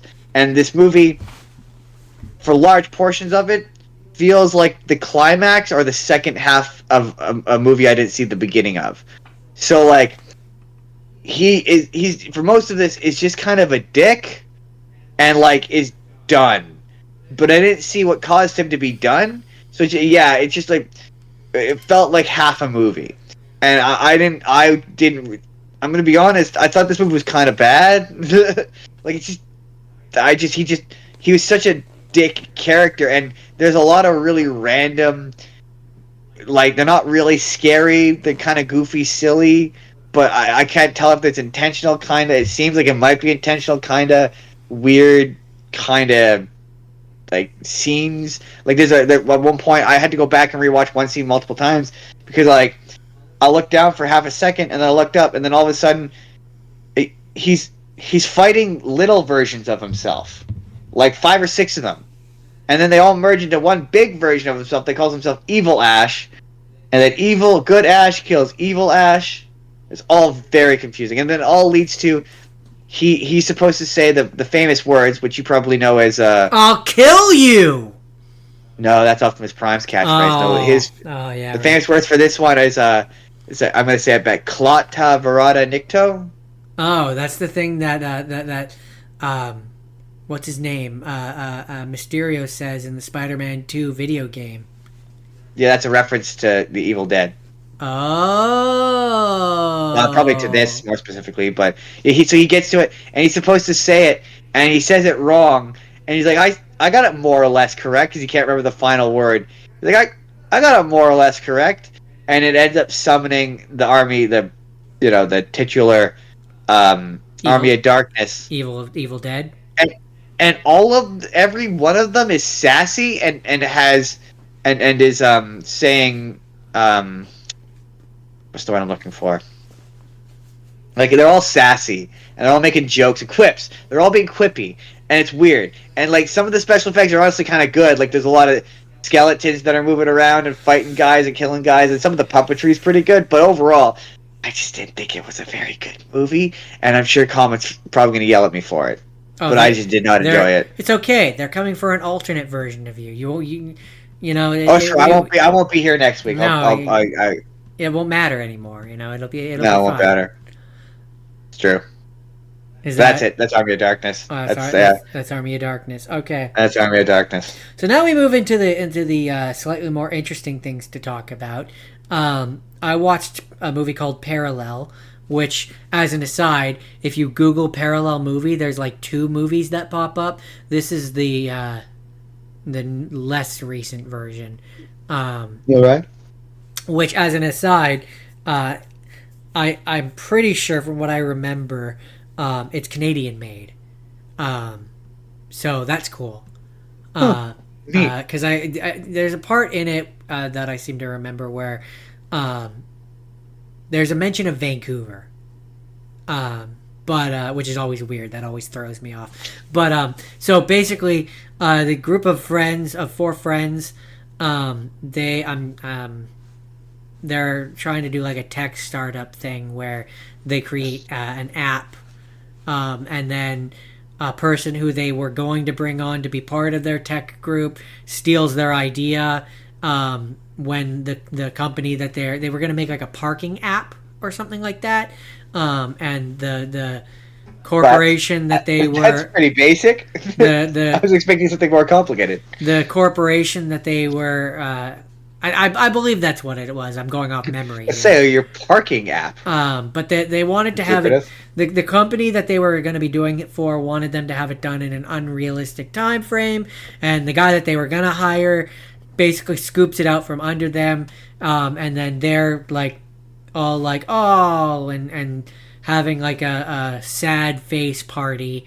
When they, in their attic or whatever, behind a mirror, they discover a hidden panel, and up in what is like a secret attic or something like that, they discover bolted to the ground this mirror, which when it's in the correct angle allows them to enter the enter the multiverse. And so every time they go and they like it's like when they enter it, so the one guy goes into it to test it, and he's in there for like a long time, like 30 to 40 minutes, and he comes back and he's only been gone for like 20 seconds or something like that. So they ultimately all decide to go in there to this. Not parallel then. It's multiverse. They describe it as multiverse, not parallel. Okay. Then the name is a misnomer then, because that is not parallel. A little bit, yeah. But so every time, and as I understand it, every time they enter the mirror, they enter a different world. Like it's not like it's not the same one every single time.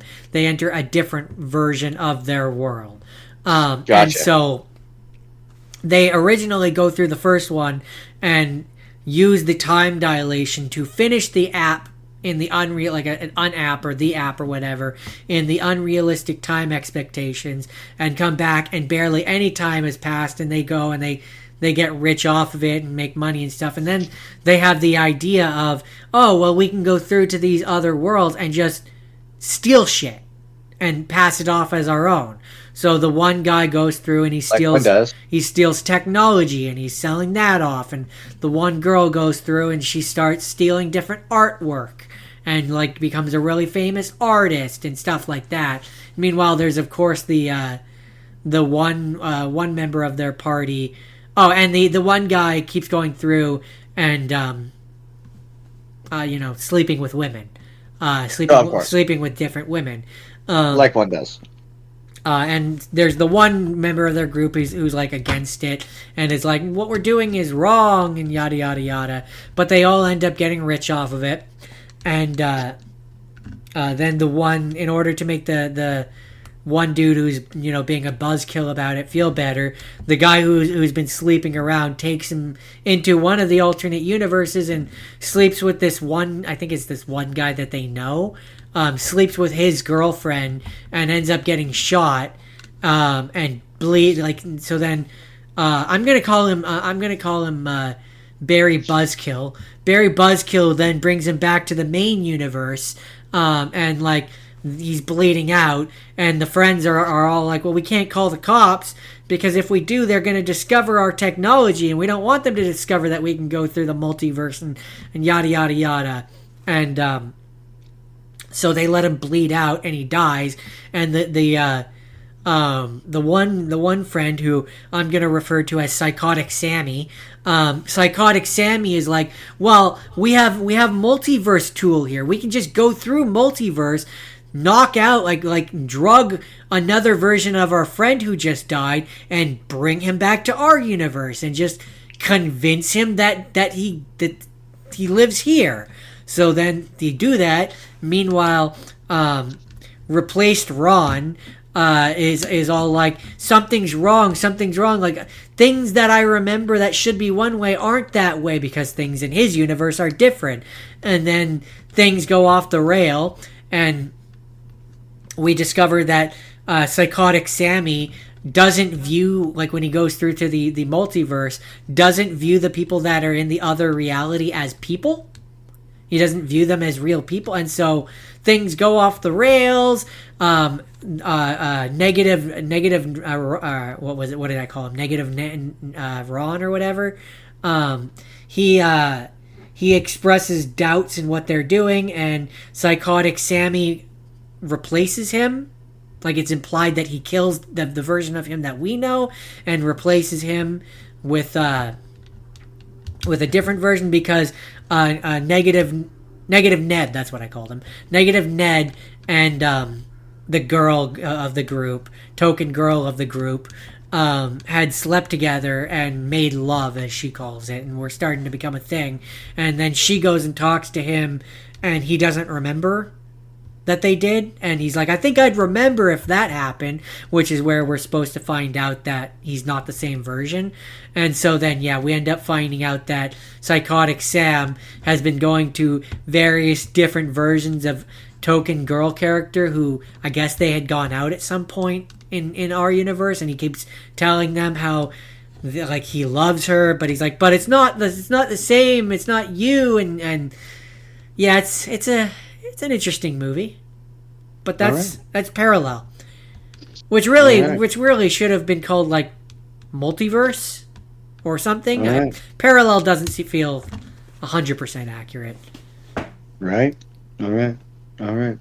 So, is that it? That's it for parallel. All right. So my next one, in another universe, Jordan already talked about this. So when you eventually see this as a YouTube video, you are gonna see what he said then. Now, it's gonna play now. Yeah, I wish I remembered right now what he just said. So Tenet. Hopefully he'll remember as we talk about it now. Tenet, as made by created by what's his face, Christopher Nolan. It's a guy who he works for the CIA, and he's recruited by a secret organization called Tenet, who are trying to stop a guy who talks to the future because they send bullets back from the past, and those bullets are radiated so that they travel backwards, and it's really confusing because Is this there's the a one series where of, is this the one where at a certain point like they have to enter the machine, and when they enter the machine it takes them back, and then like the entire second half of the thing is like from the opposite perspective now? Because yeah, that yeah. sounds vaguely familiar. Yeah, in the beginning you see they get attacked by two random guys who are moving backwards. Then you find out at the end of the movie that the it's two guys them. moving backwards that it's Robert Pat. Also, Robert Pattinson is phenomenal in this. I really quite enjoyed him as the charming kind of he seems to know something is up. And to be fair, there was something I didn't get. Like he at the end, the big twist. He's like, "Oh yeah, you haven't recruited me yet." So it's implied that Robert Pattinson is from the future, and Yeah. he's been traveling back in time, and he meets the main guy who they literally his name is literally protagonist is what they call him. Oh yeah. But he meets him when he's an old man, and so he's from the future, and he's been traveling back in time in the alternate back in time side of Machine. the universe machine, which like you could just hang out in while the world around you moves backwards, Yeah, and then while you're in it, it's the confusing. world moves backwards for you, so you're moving forward, but they're moving backwards, and yeah, it's so confusing and it's not explained well. It's funny because I re-listened to a review on it, and they talked about. I remember you mentioning the sound issues because of how I was watching it. I did not experience the sound issues. The sound mixing is terrible. It goes from being way too loud to way too quiet. So I was just in a position where I could turn the volume up and down. So I didn't have troubles hearing people. But yeah, a great portion of the back half of it is like they've got masks on and they're kind of slightly muffled. Yeah, I just seem to remember it being like the music was really loud over top of the Yeah.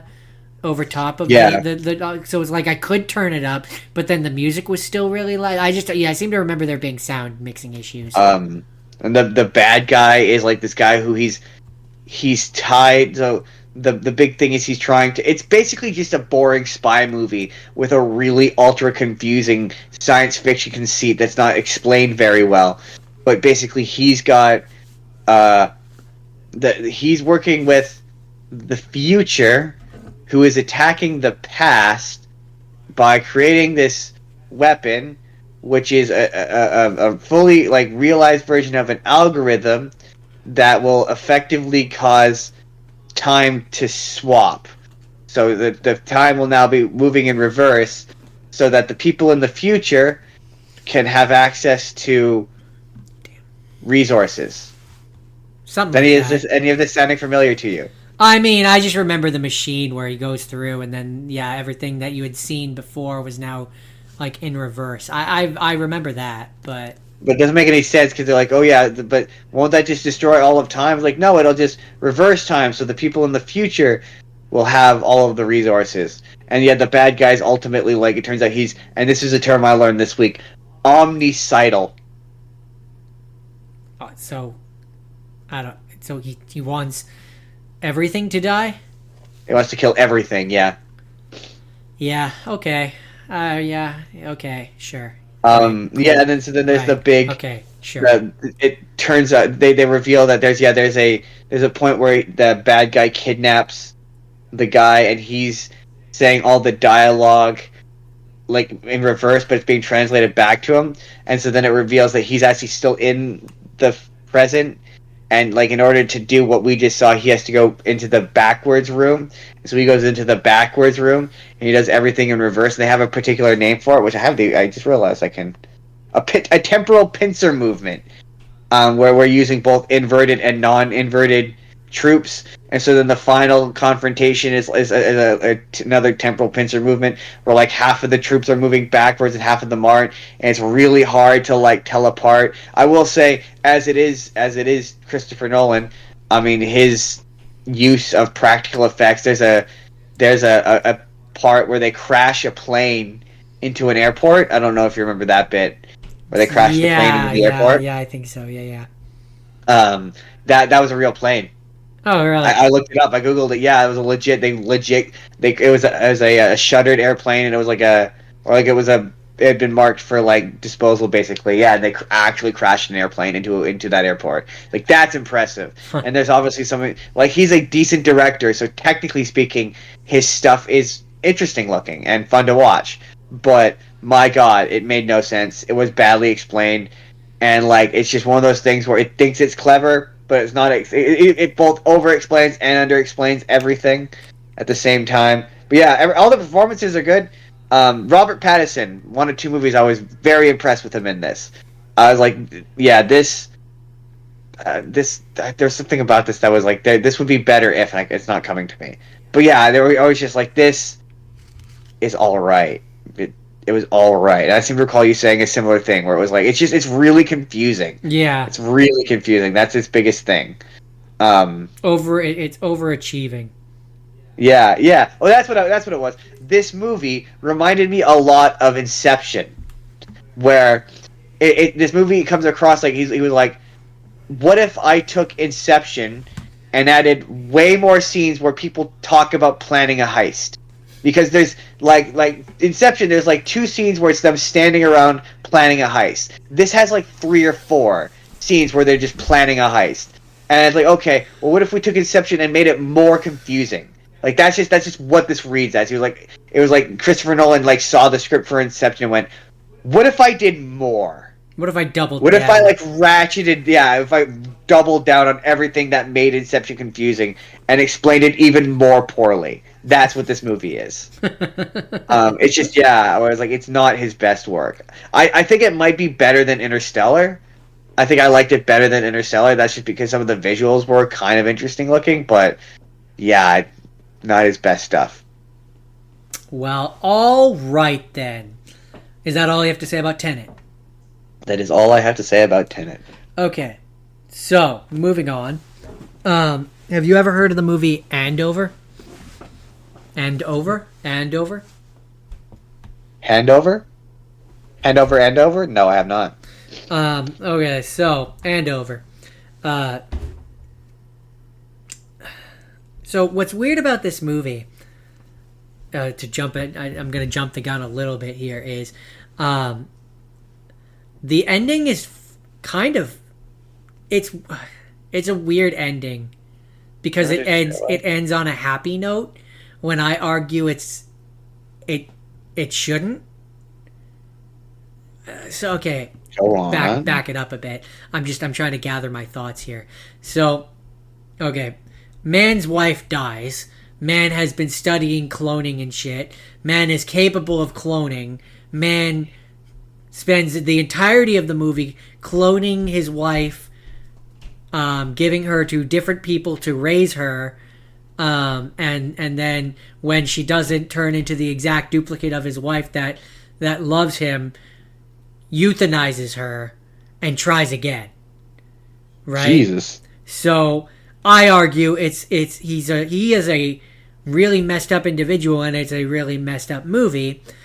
But, and again, I'm going to jump to the end here. The way that it ends is so at a certain point he gets one of his students becomes his assistant and is helping him with all of it. And she falls in like they're this, she's an adult and they're in university or whatever, but she falls in love with him, but he's so obsessed with his dead wife. Yeah, I don't know. I still think that's weird. That there's still a power imbalance there. Oh, absolutely there is, and that's part of why I say I think that this movie has a bad ending. is it one of those like it's fucked up, but the movie doesn't want you, or the movie's not presenting it as fucked up, but you're like, this is Yeah, definitely fucked up kind of movies. Yeah, fair enough. where it's like, so the way that it, okay, I guess I'll go through this a little bit more in detail. So okay, man's wife dies. Man discovers that he is capable of cloning, and then so he starts to, like, he tries to, and so yeah, like, if the first time that he clones her, he raises her, like, he raises her. Oh, that reminds me of that episode of American Yeah, Dad. yeah, that's exactly what it is, and that's That's weird. I question, and I don't know when this came out versus when that episode came out, but I question if that's not a parody of this, because It would depend on how. yeah, I no, suppose. literally, and so part of the thing is that he's genetically altered the DNA or whatever, so she grows faster. So yeah, he Weird. raises her, and when that one grows up, he's like, yeah, I love her, but not like that. And the his assistant or whatever is like, that's good. That's the correct like feelings you should have in this situation. It would be weird if you felt otherwise. Essentially, is what she says. And he's like, but I want my wife back. I don't want a daughter. And so I believe he ends up euthanizing that version. And then another version he gives to. I don't like the word euthanizing. That's so yucky. Well, I don't know what else to call it. He has a needle which he puts, and then they end up in a. No, I know. I just think generally the idea of this is yucky. The body ends up in his furnace. So that is yuck. I consider this. I think the movie, if you look it up on the internet, I think it defines it as like a romantic, like a comedy or romantic or something like that. I call this movie like a horror movie. I call this movie a horror movie personally. It sounds like a horror movie. But so yeah, he gives it to different friends. So like at one point, and he wants to give it to her parents, so that her parents can raise the girl exactly the same way, so she will become the same person, so he will get his wife back. That's what he wants, right? But when he first approaches them, the dad is like essentially like, no, get the fuck out of here. So he gives it to her best friend, and her best friend is like, well, you've missed one important detail. She needs to go to prom because she went to prom with this one guy. And so then that version of her ends up falling in love with the guy that she went to prom with. And meanwhile, she keeps growing older. And so our hero, I don't know what you want to call him, protagonist, goes to them and is like, you have to hand her over now. She's, for me, like, she's an object, like a possession. And he's like, no. And she's like, no, I love him. If I belong to anybody, I belong to him. And so then the prom date guy is like, she keeps getting older. Like, are you able to help it or whatever? And he's like, oh, yes, I can fix the problem, and injects her with a thing, and then she dies. And then he gives a version of her to, like, again, various of her friends, and each version of her is not the version that he fell in love with. Meanwhile, his lab assistant, who one of the times he gives the clone to her, and then that version of her ends up extremely depressed and is upset because obviously lab assistant didn't sign up to be a mom, but as far as the clone is concerned, her mom or her parental unit doesn't want her, so that version of herself ends up in a bathtub slitting her wrists. Jesus Christ. Yeah, this movie's fucked. That's why I say, like, and kind of the point that is made multiple times over the course of the movie is he's not the same guy that she fell in love with, right? Because obviously he's become obsessed with getting his wife back, and that's all he's focused on. He's not the same version. So the lab assistant at some point falls in love with him, but he's so obsessed with the wife that, he doesn't pay attention to her or anything. And so at a certain point, she's like, I can't do this anymore. And she sneaks back in. And uses some of his DNA to clone him, and creates a clone version of him, so that she can have the clone version of him to Canoodle? love Canoodle, but it's weird because when you see him later on, he's functionally 5 years old. Like he's dumb, like dumb as bricks. Like, and so it's like, yeah, he's functionally 5 years old, and it's weird. It feels in my unethical. opinion. It's so that's kind of the main point of it is that it is unethical. And so then to make a long fucked up story short, the way that it ends is ultimately the main character guy is ultimately like, yeah, I have to stop. Like what I'm doing isn't right. I'm never gonna get her back. But he decides to let the version of her that the parents raised again, who doesn't love him because he's not the version of him that she fell in love with. She is at that point exactly the same, likes all the same things, and is functionally the same person, but he is not the same anymore because of, the gross The obsession and unethical cloning that he's been doing. And it's at that point that he realizes that he actually does care for the assistant, and is like trying to get a hold of her, but and this is when we cut back to her, and she's like, making out with the functionally 5-year-old version of him in the library. And so he goes there, and they end up together, and the clone version of him and the clone version of his wife end up together, and they end up like running away so nobody can discover that they exist, because if they did, nobody would understand and would want to kill them. And meanwhile, there's been this whole subplot which is completely unnecessary to everything that I've just told you about how the husband, immediately before the wife died, who she did die accidentally, but immediately before she died, he took out a life insurance policy for like $1 million on her. So like there's this entire subplot of the inspector or whatever is trying to catch him in a lie and keep seeing versions of the wife who he thinks is the guy's daughter. And so then it's this whole unnecessary subplot, but he dies, which is why I say it's unnecessary, because it amounts to nothing. And the movie ends with obsessive cloning guy and lab assistant are together and happy, and it's like a happy ending, and there's no repercussions for the fact that he murdered the insurance guy and burned the body and got $1 million out of it. There's no repercussion for there's a clone version of him and his wife existing somewhere in the world. I believe, if I remember correctly, he does give the $1 million to the parents who give it to the clone versions, but like it ends on this like happy note, like it's supposed to be like this happy ending. Like we haven't just watched this movie of him doing gross unethical cloning and euthanizing the same person over and over again, and like I'm like, this feels like a really fucked up ending, considering it's a fucked up movie. He should be in jail.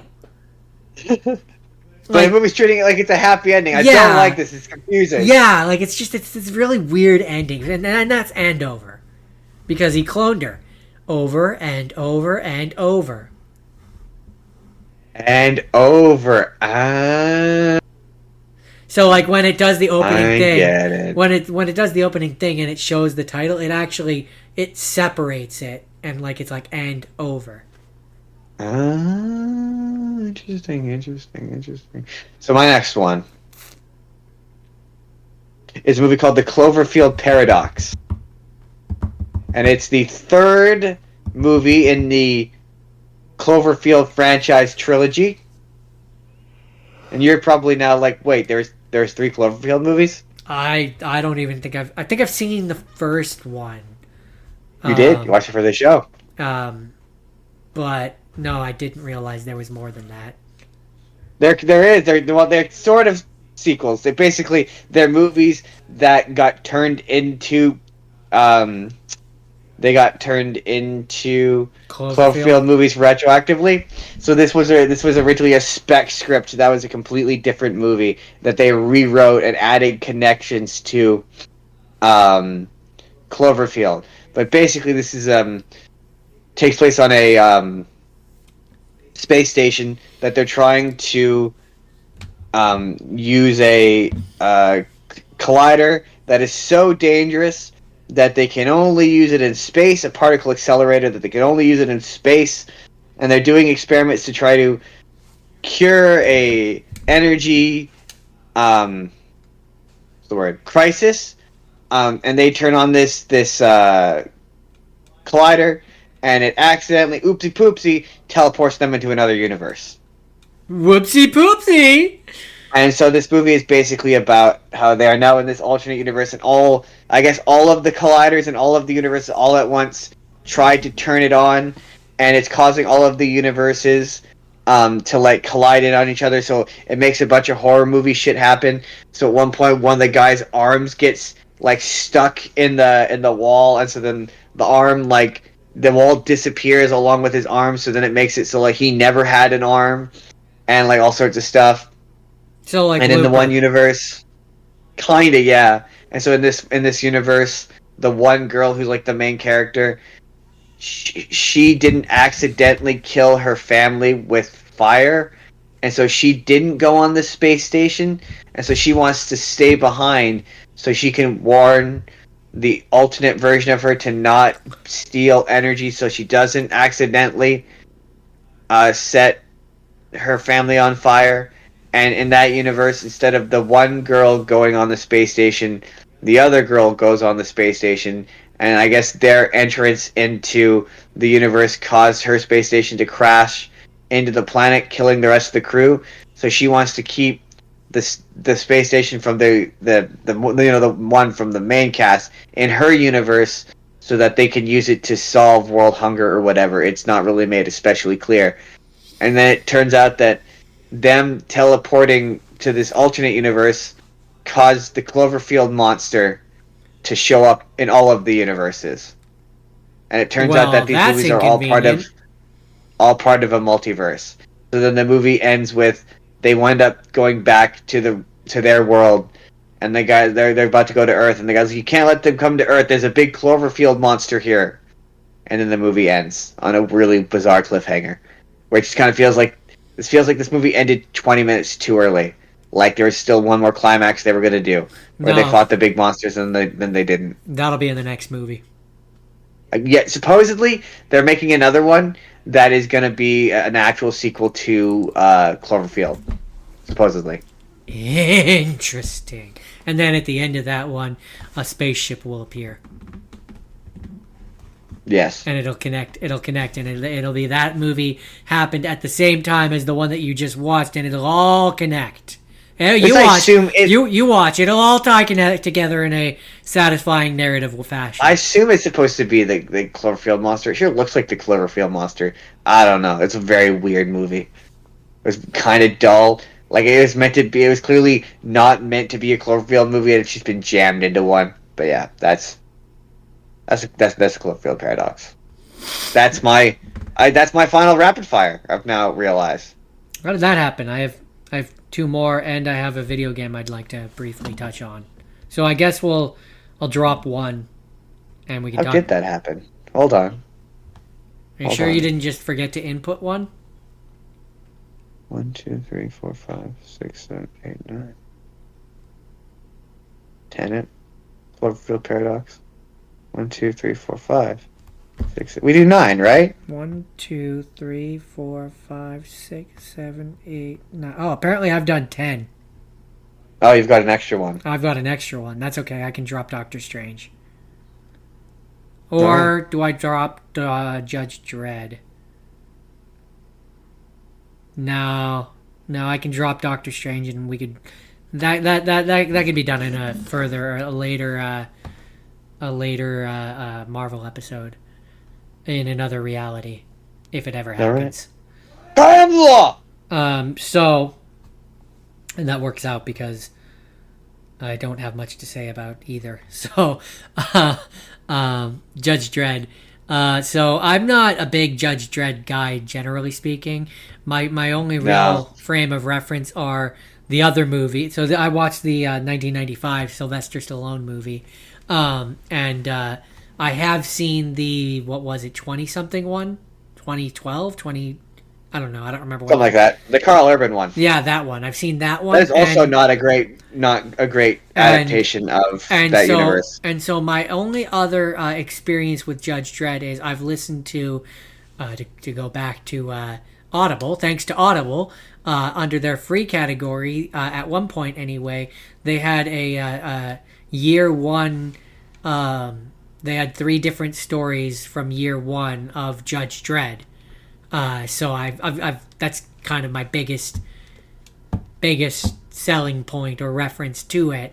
So then we talk about this one where basically Judge Dredd is framed for crimes of various natures, which are whatever Crimes. But his clone brother, Steve. Sure, we'll go with Steve because I can't remember the actual character's name, breaks out of prison, and he's the one that frames him because the reason why they believe that it's Judge Dredd that did it is because his Peacemaker, the gun that he has, is coded to DNA, and it shows a record that he fired the bullets that were fired in the crime that had been committed, but it wasn't him, it was his clone brother who did it because they have the same DNA, hence why he's able to be framed. So Rico is the character's name. So my one big So he is thing, not the law. Well, no, in the comics he is. That's the thing. Like in the and in the year 1 version that I experienced, Rico and Judge Dredd, they're both clones of this really famous, and I'm not an expert, so I'm cold noting it, but they're both clones of like this really famous judge, who, so there's like a pressure on them to also be really like good judges, and so a big point in their characters that I understand it is even though they come from the same DNA strand, Milan Down Under? They're very different, and so Judge Dredd is very much a by the books, like everything has to be done strictly per code, I am the law kind of person, whereas Rico, in the stories that I experienced, is a dirty cop. Like he's still a judge, but he's a dirty cop, and so the fact that in this one he's I feel like this is a sequel to a movie that I don't think exists, where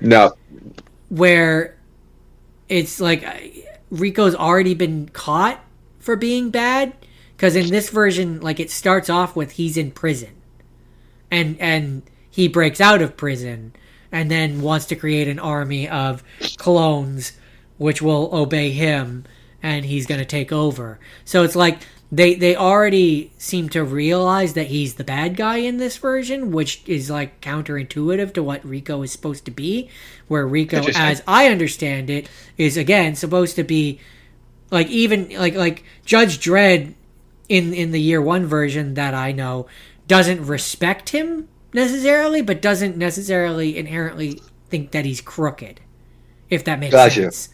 And so another big thing in this version, because obviously I don't know if they didn't have the budget or they didn't want to, but in this version, Rico and Judge Dredd, who Judge Dredd in this version is played by Sylvester Stallone, and for those who don't know, even though they're supposed to have the same DNA, and again, as I understand it in the comics, are supposed to be literally clones of the same person. Maybe there's a version that, or maybe there's a reason which is stated in movie, and I just missed it because it was boring.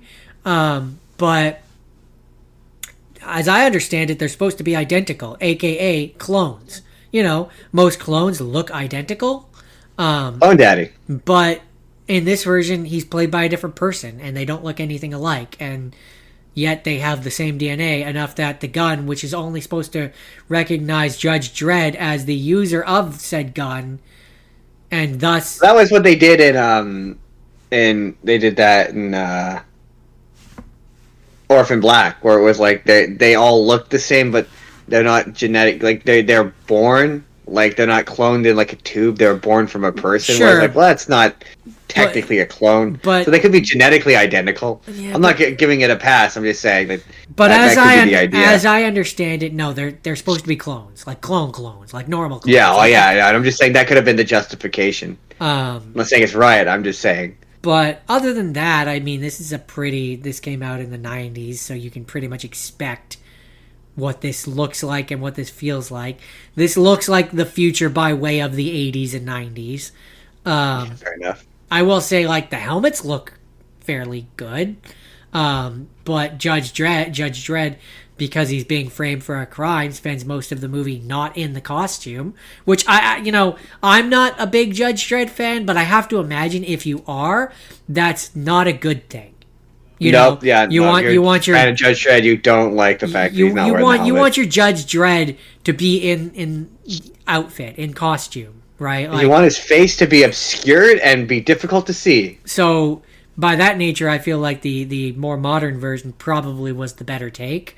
Probably. But I don't have much more to say about this one.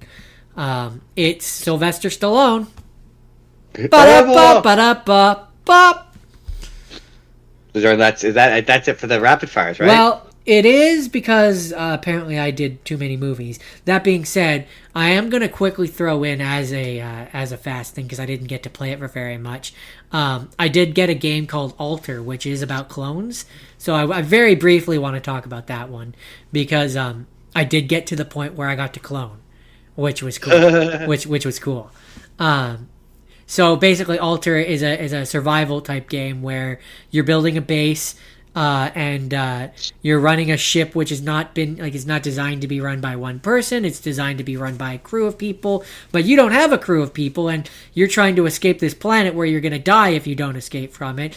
And so, due to various story reasons, you end up using the machine on the ship to clone yourself.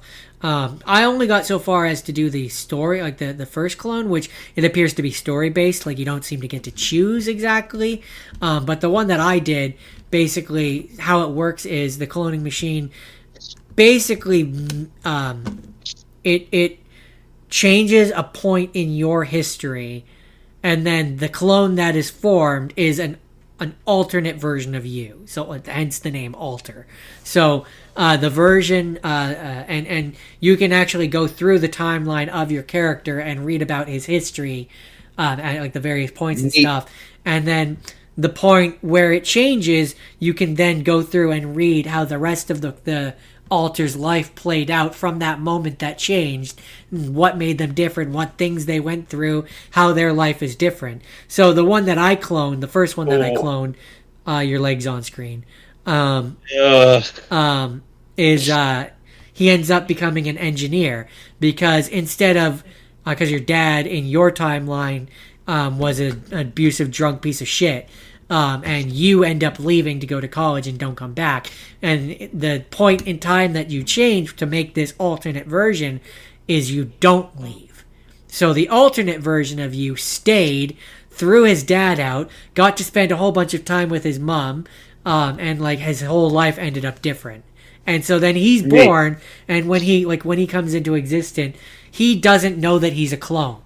So like he's like, am I the clone? I mean, you could be the clone for all I know. And where I am currently in the game, he's pissed off at me because as far as he's concerned, I have brought him into the world just to fix my machines. That's funny. So it's a fun game, and I wanted to, because it's clones and it's sci-fi shit, I wanted to briefly touch on that. But I haven't gotten very far in it, but it's fun so far. It's pretty funny. But that's rapid fire. So now we'll move on to the have scenes. Justin? Incomparable Justin. All right. It's time for you to incomparably talk about your incomparable movies. Try to talk about them incomparable movies, yeah. So my first have seen was a movie called Happy Death Day, which, I mean, the second one is kind of a cloning thing, alternate universe thing, but this is a time loop movie. But the gimmick is that it's a time loop movie that is also a slasher flick. It's about college student Tree Gelbman, who is murdered on the night of her birthday, but begins reliving the day repeatedly. At which point, she sets out to find the killer and stop her death. Yeah, it is made by Blumhouse Pictures. It is followed by a sequel. It grossed $125 million. Wow, that's pretty good. 125 million point five worldwide on a $4.8 million budget. Wow. Came out February 13th, 2019. Huh? Oh, the sequel came out in 2019. This came out in 2017. And yeah, and it does that time loop thing where like the movie starts and you see all the people doing easily repeatable actions because they're going to repeat those actions over and over again. It's gonna have that moment where she stands there and she's like, and that guy's gonna, fall off the horse. Tree, and then that guy's horse, gonna walk car. into that. Yeah. Yeah, exactly. Tree, horse, car. It does that. It is a surprisingly bloody and violent movie, which in a cartoony kind of way, which is fun. All of the surrounding cast is fun. It's obviously really it's a nice movie of like it's about her learning to not be such a shit person. What else? Let's look up some fun. Some trivia. Oh, interesting. So the killer is wearing a baby mask. That's the school's mascot. Apparently, it was constructed by Tony Gardner, who is the same man who built the ghost face mask from every Scream film. Huh. And it was designed from him personally.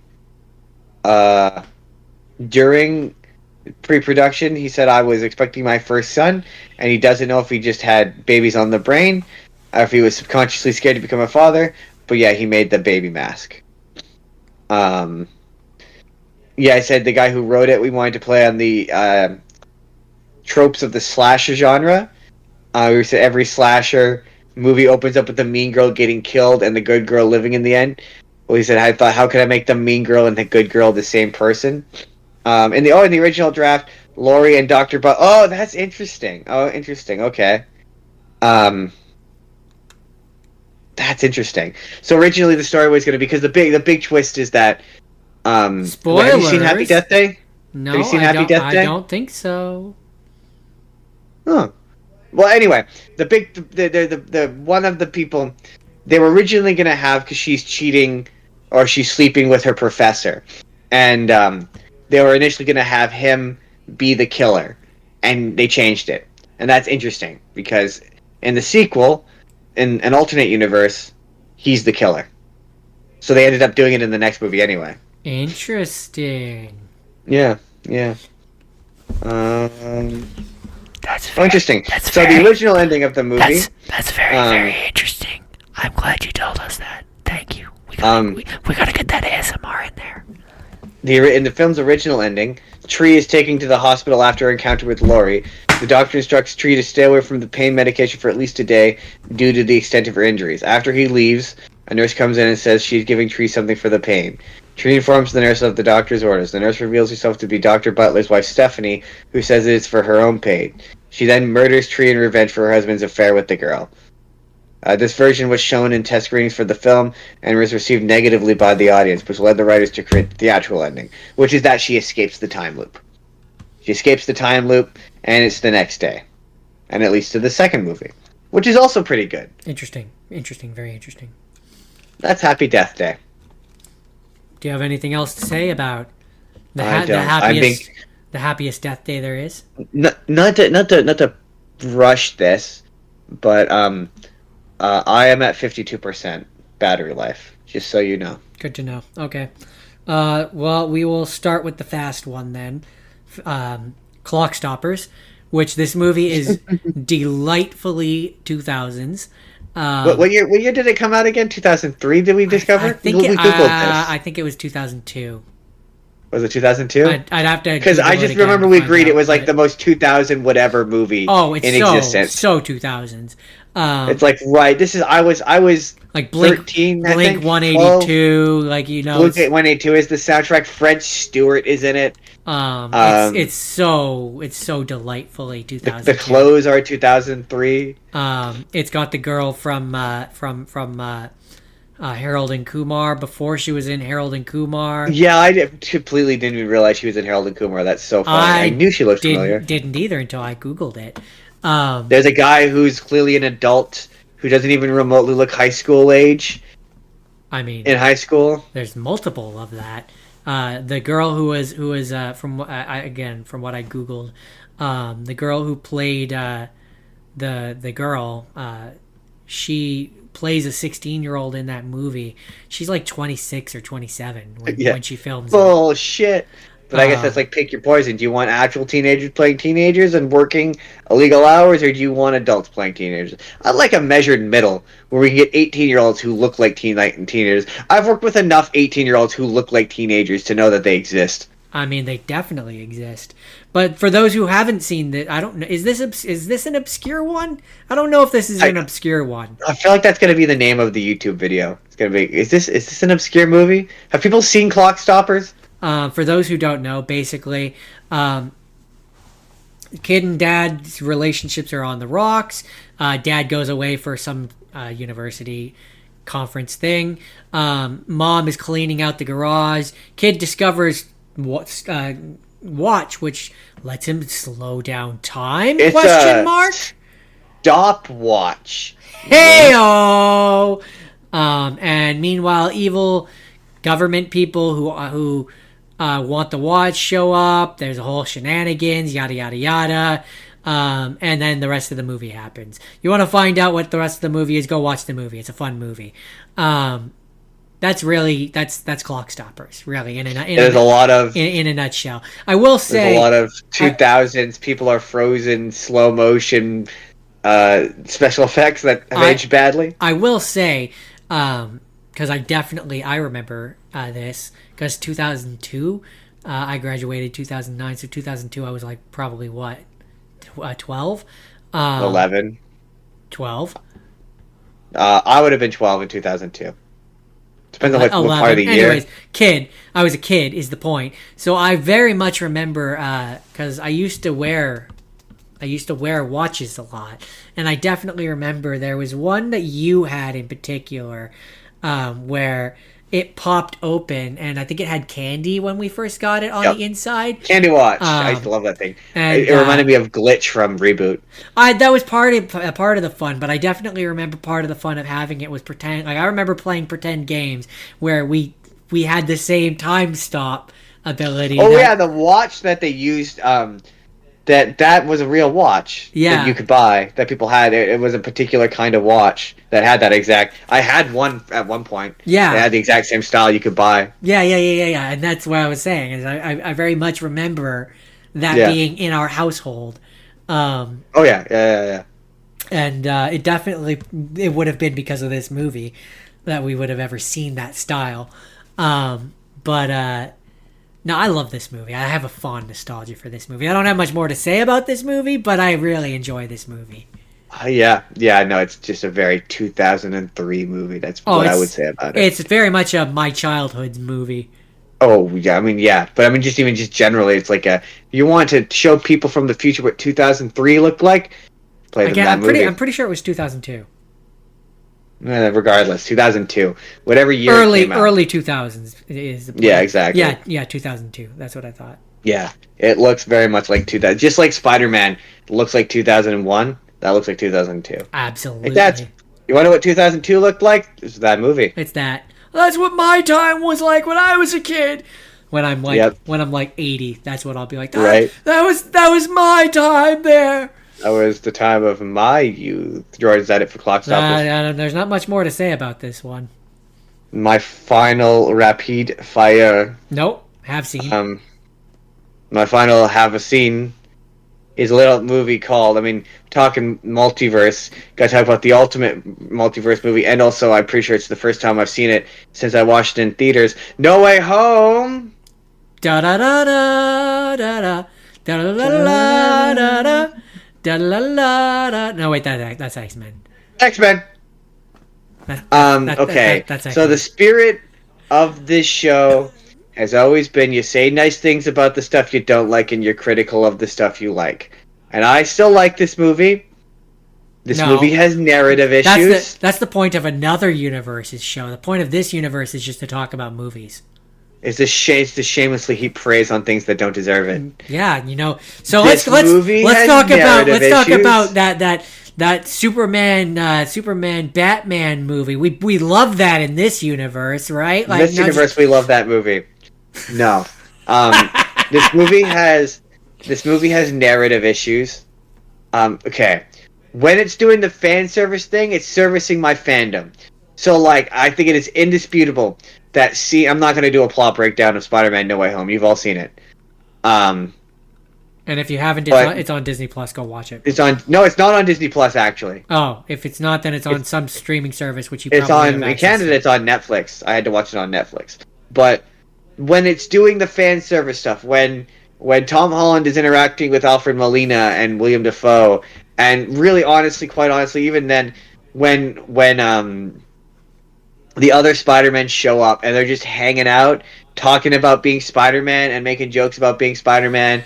Andrew Garfield is phenomenal in this movie. I want to go to space. So good. I feel lame by comparison. No, you're not No, lame. you're We not love lame. you, man. No. Can we just dial back on the self-talk a little bit? You are amazing.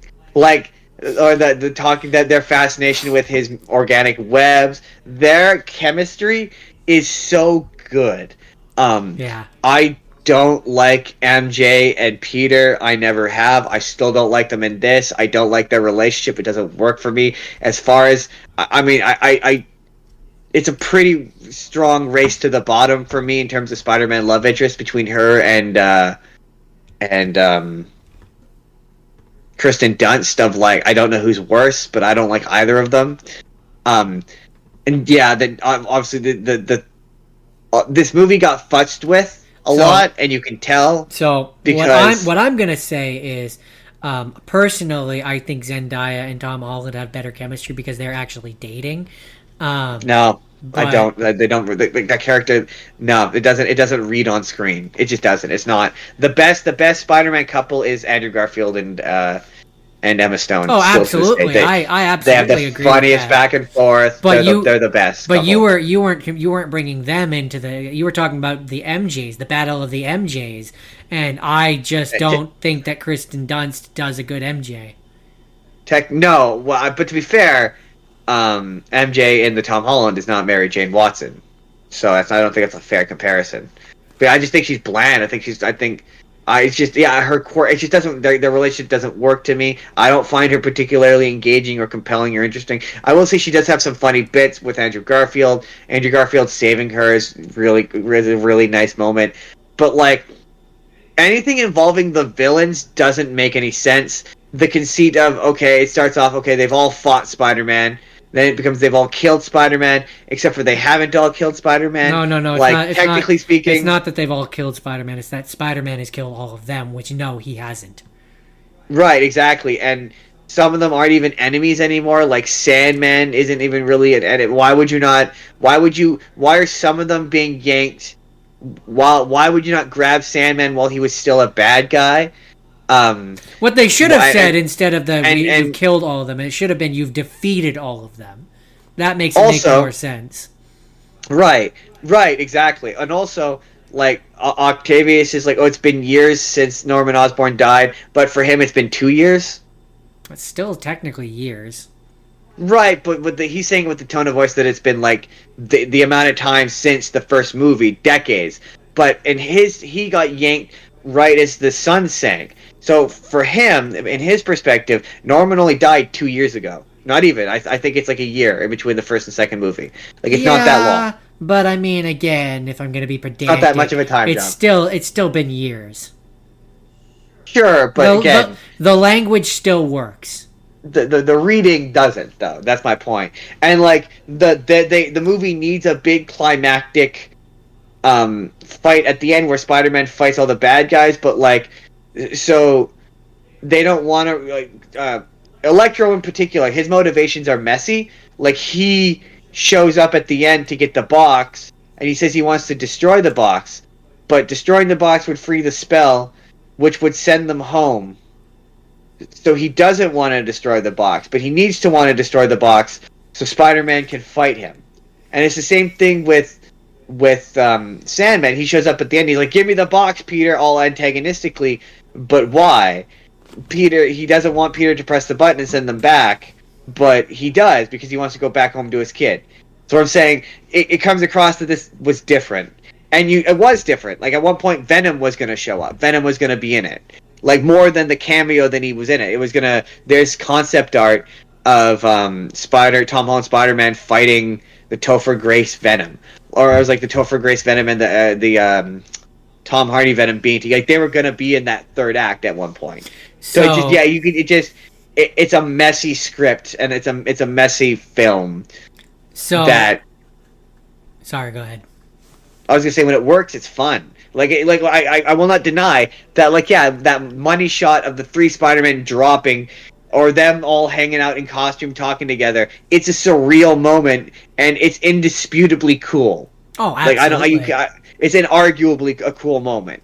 But the rest of the movie is like the first act is also. I will say the pacing is okay. Like it doesn't waste it. It spends about 30 minutes with the whole Peter is like the repercussions of the previous film, but it jumps into the multiverse stuff like much quicker than I kind of remembered.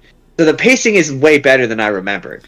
But anyway, so you were gonna say something. I was gonna say, so personally, I would have left, and I understand from a nostalgia point why he's there, but personally, I would have left out Sandman, and I would have had Vulture or one of Tom Holland's villains there instead. Yes, absolutely. Well, Vulture was going to be in this. He's in one of the play sets. There's a play set of the climax, and he's in it. Or like, so I'm just skimming the Wikipedia article. Even if you had wanted to have Sandman there, I still would have, on top of that, had Vulture there, and then like you could have had it be where like Sandman is being reasonable and is making sense and is not being antagonistic, and it's like the Vulture keeps whispering in his ears, going like, "Man, I've been around Spider-Man before. He's never gonna let you, he's never gonna send you home. He's never gonna let you go back to your daughter." And like he's like the devil on your shoulder in his ear. Yeah, exactly. That's why he becomes antagonistic. That makes more sense. The whole thing with Sandman is he's easily manipulated. So that could have been a callback to Venom from the third movie. So apparently the first draft of the script included other characters from the Spider-Man and Amazing Spider-Man films, apparently such as Sally Field's May Parker. But the writers felt that too many characters would negatively affect the story. I honestly think that Sally May's Aunt May would have worked. I think, but I would have required a tweak. I think having her show up to help Tom Holland be Spider-Man again, I think kind of maybe would work. And then you could have had written in a line where Tobey Maguire's Aunt May died, and then the 3 of them can commiserate over. But then you'd have to have him interact with Peter. I guess that's why it doesn't work. I don't know that. Well, okay, so. Yes, that could be fun, but if we're talking in the realm of being able to do anything, I also the fanboy in me that wants to bring back every character also thinks it would have been fun if you had gotten post Spider-Man 3 Franco, Harry Osborn. Yeah, but James Franco's been canceled, so that can't happen. I know, but that's where I say the fanboy in me, that would have been fun. I also forgot that the post-credit scene is just... Was he canceled at that point? Yeah, I'm pretty sure he was canceled by that point, yeah. Too bad. But I'm pretty sure that... I completely forgot that the post-credit scene was just straight up a trailer for Doctor Strange 2. I was like, oh yeah, right! This was like a complete... That trailer makes it look like Mordo's the bad guy. Or no, it makes it look like Mordo and evil Doctor Strange is the bad guy. It hides the fact that what's-her-face is the bad guy, surprisingly well. Yeah. Oh, also the spell doesn't make any sense. We could talk to death about the... Honestly, the spell doesn't bother me. It makes sort of rough sense until Happy Hogan. Happy Hogan's the part where that falls apart. Because he says his dialogue in that scene where he goes to visit Aunt May's funeral or his grave, right? Yeah. Grave, and he asks, "How does he know Aunt May?" And Peter says, "It's through Spider-Man." And Happy says, "Same." And then he doesn't reference Iron Man by name, but he says how he also lost another friend and how this was similar. But that doesn't make any sense because he only is working with Spider-Man because he knows who Spider-Man is. That's why he knows who Aunt May is. If he didn't know who Spider-Man is, he wouldn't know who Aunt May is. Well, okay, so I've been thinking about this, and as it stands, yes, you're right. That's absolutely true. Now, that being said, they can fix the problem or retcon the problem to a degree in the next one by like implying that Happy in this version of events, this how Happy remembers or whatever, Happy discovered May through Feast. Like they could retcon it and say that he found out about May or he found May in a different way. They can fix it. They can fix it, but as you're right, as it currently stands, it doesn't make sense.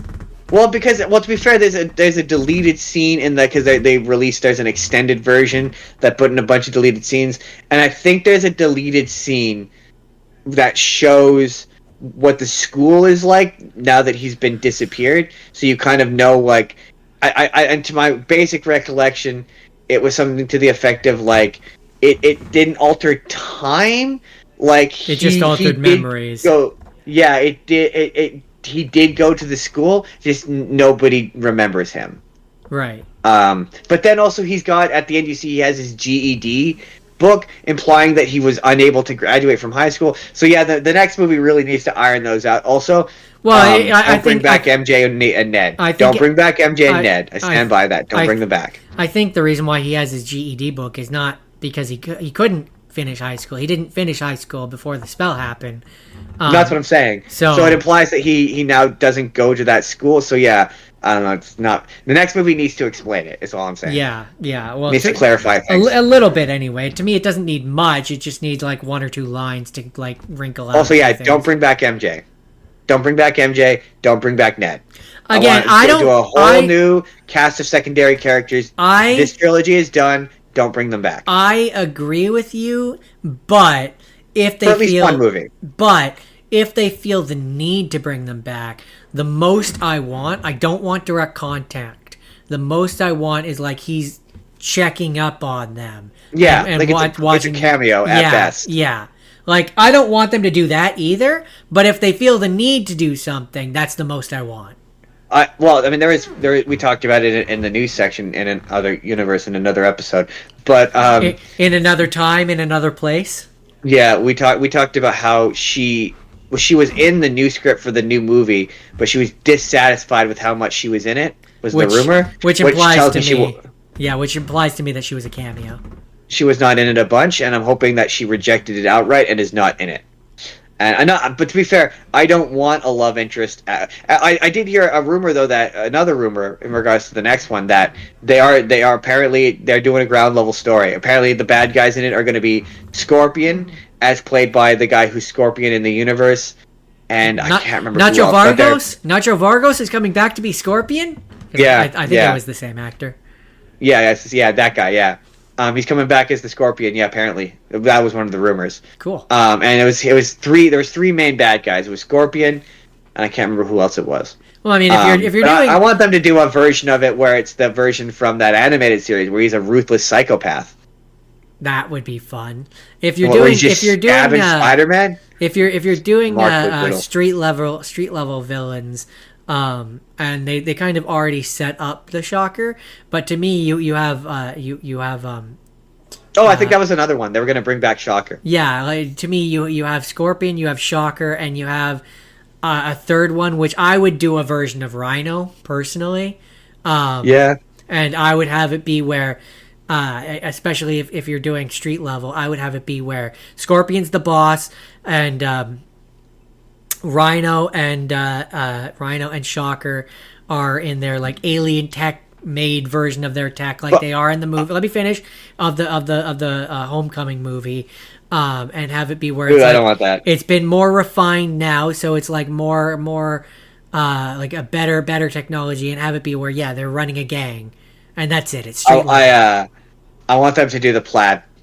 I want the plaid. I want them to just go full bore and do the plaid. I don't know.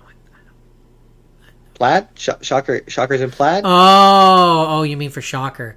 Sure. Yeah, I'd be down for that. I don't want the lame No Way Home version of Shocker. No. I just more meant in terms of technology. Like that's where the technology would come from. I want an updated version where he has the plaid. That being said, with the Rhino, I wouldn't be upset if they had it where it was a mech suit and they used that alien technology to make the mech suit. I wouldn't be upset with that. That would be okay. That is fair.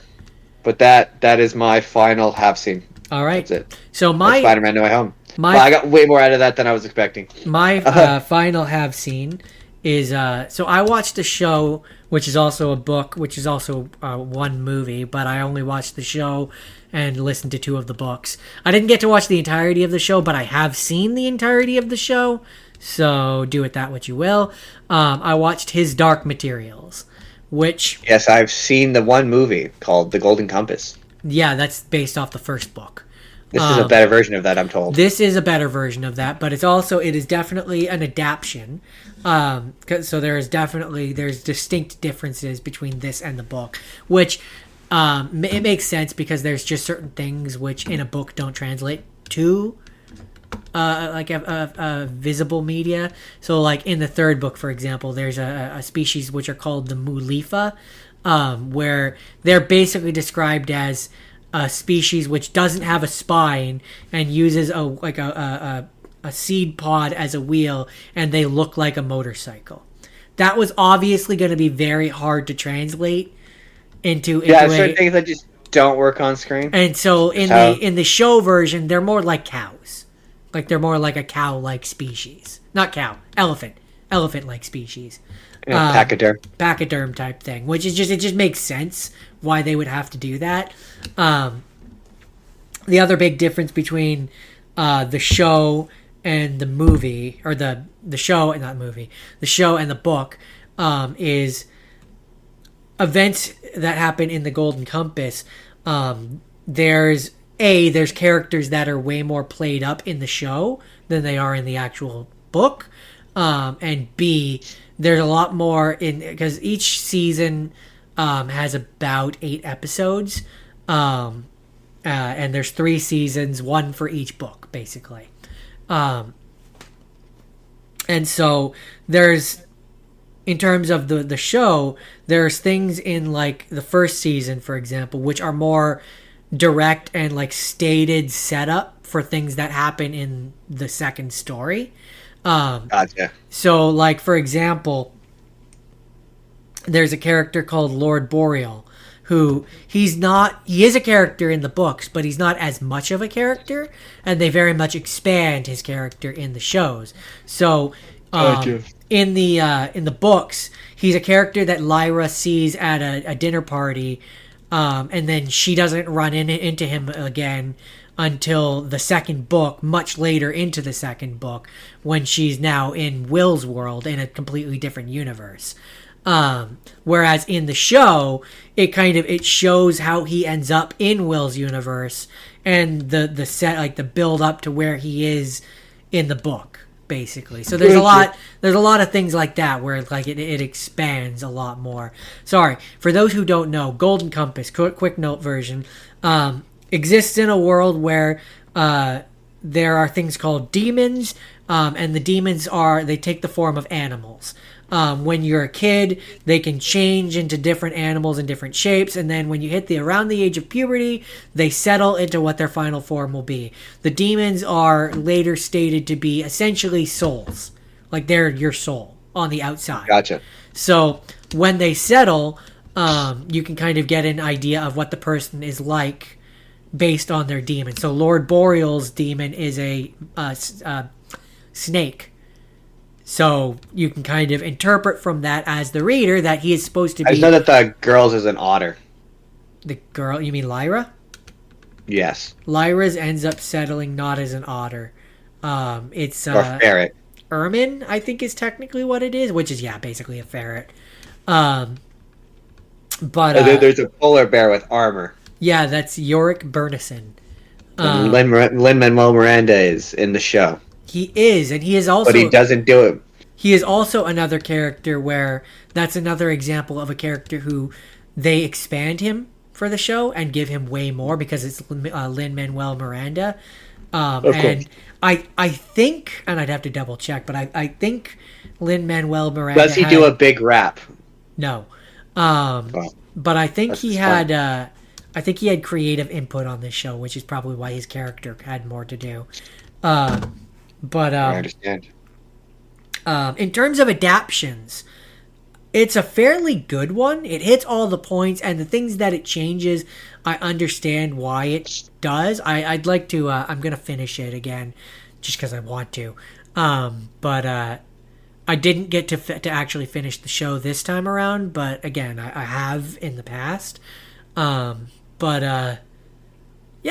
I mean, it's one which when I first read the book, I was a kid at the time, and one of the things that it does, which I think is intelligent, even in the show, I think is intelligent, is because the main character is a kid.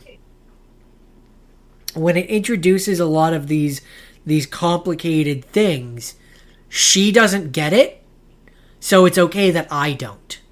Right? Like fair enough. The characters will then take, like, sometimes, like in certain scenes, will then explain things to her because she's a kid. Right? And so as a kid, a quote unquote kid's book, which I argue whether or not it is, but it is able to take the time to explain certain things. So it does a really good job of explaining the multi-world theory and how, if a multiverse exists, I just reached out and touched 50 billion of them and didn't even realize it because they all exist on top of each other, right? It's just, it's a good book series and it's a good show series, and I recommend it. All right. That's I mean, without going into a deep dive of each of the books and each of the stories and all the individual things, that's the overarching story without spoiling things. All right. So now we're on to the have-not scenes? We are on to the have-not scenes. The have-not scenes. So my first have-not scene. Jordan, how much do you remember a game called Until Dawn? I remember that it was a game that I played that you had to try and not die. And there were Wendigos. There's a number of things that came up when I watched this movie. Number one, and this is the biggest, foremost thing, it's an alright movie, but it's not Until Dawn. It doesn't follow the plot of that game. It doesn't have... Okay, I have two theories on this movie. Either this at one point was their next game, and they retooled it to be a movie in the third hour, right down to all the cast were originally going to be in this game, and it was going to be like, the next one of their games after the Quarry one or whatever. Yeah. Or this was a spec script, which had Until Dawn shit tossed on top of it. Because, okay, how do I explain this? This movie's sort of complicated, so you're going to have to bear with me. Okay, so the plot of it is this girl, her sister has gone missing, and they are looking for her sister, and they show up at this cabin. And the cabin basically has a hourglass in it, and there's a bunch of missing people posters. And there's things in this cabin that keep killing them. And every time they all die, the night resets, and they do it all over again. But it's different things. Different things are killing them. So the first thing that kills them is Freddy Krueger, more like a Jason Voorhees type character. At one point, a witch kills them. An evil witch. At one point, the girl gets possessed, and a bunch of ghosts kill them. And it keeps resetting. and they can only reset a certain amount of times. Otherwise, they will. And I'm gonna have to spoil the ending of this movie. I don't feel guilty doing it because you are never gonna watch this. I might But have. the big, Give me a chance. I might have. You don't know. the big twist is that the time loop and the ghost house were basically this town which sunk into the ground, killing everybody. And in the first game, the Until Dawn. Yeah. Okay. Do you remember how that game goes? Where it's the guy, sisters disappear, and it turns out that the whole thing is a prank by him to get revenge, and it turns out that the sister turns into a Wendigo. Vaguely. And part of the thing is I he's remember that hallucinating. I remember that it keeps cutting to this guy that's doing the interview, and it's Yes. The psychiatrist. yeah. The psychiatrist is in this movie, Oh. played by the same actor, and it's the same character. And it turns out that it's all an evil plot by him to do an experiment that if you go through the time loop 13 times, you turn into a Wendigo. A Wendigo, as they pronounce it in the movie. You turn into a Wendigo. I mean, so this movie is not Until Dawn, is what you're saying. And so that's where I'm like, I had to Google I'm like, maybe I don't know what a Wendigo is. Because he's like, oh, it's the despair and it's the desperation that turns them into a Wendigo. And I'm like, I don't think that's what a Wendigo is. And so he had basically all these, you see all these missing posters, they all turned into Wendigos. And the sister that they've been looking for, she got turned into a Wendigo. And all the things that have been killing them are manifestations of the girl's negative psyche or trauma. All done by the psychiatrist from Until Dawn. And you're like, oh, this isn't Until Dawn. Yeah, except no. It is, because at one point you see there's a file folder, and one of the patients is the patient from the first game. The one played by Rami Malek. Okay, but it's still not Until Dawn. So, I mean, it is in the sense that it contains Wendigos, and they're running away from Wendigos in the third act, and Wendigos are after them, and it has a character from that game, and it is technically in the same universe. I hate you and everything that you're telling me right now. So that's where I'm like, my theory is, at one point, this was a game. And the mechanic of the game was that it was the time swap, and that's what facilitated the making choices. That's part of these games, and this character, the professor, would have tied it to the first game, and it would have included. I could believe that. It reads that way because the movie plays like it's a video game. It applies video game logic. None of the mechanics of like how the ghost house actually works are never explained. Never explained. And it's almost sort of entertaining. Almost like you were meant to collect collectibles, which would that probably would have explained it. Yeah. Probably, yeah. It's unclear as to if it's a ghost house that operates independent and he's just utilizing the ghost house to achieve his goal of turning people into Wendigos. One of the deaths is they drink water and they literally all just explode. So how they defeat him is she gives him water and that makes him explode. And then it turns out that he still might be alive at the end. It seems to be hinted so that he's maybe part of the time loop as well. Like at one point they're like, oh, in order to survive, you have to survive until dawn. Like, you have to survive the night or become part of it. Again, none of it's explained very well, and it just feels like it was a completely separate movie that they tossed the Until Dawn shit onto. Or, like I say, this was their idea for their next game, which it would have been a far more interesting and better game than it is a movie. And then, okay, that's not completely fair. That's not to say it's not entertaining. It is incredibly violent in a cartoonish fashion. So if you like seeing people explode like they're mist or paste, or you like seeing some Jason Voorhees style serial killer slice them in half, it gets to be a kind of slightly upsetting because like by the third time you see them all get slaughtered, you're like, yeah, this kind of is not fun anymore.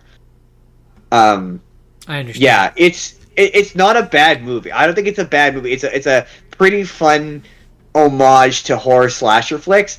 It's just not Until Dawn. It just, to me, from what you're describing, yeah, it just feels like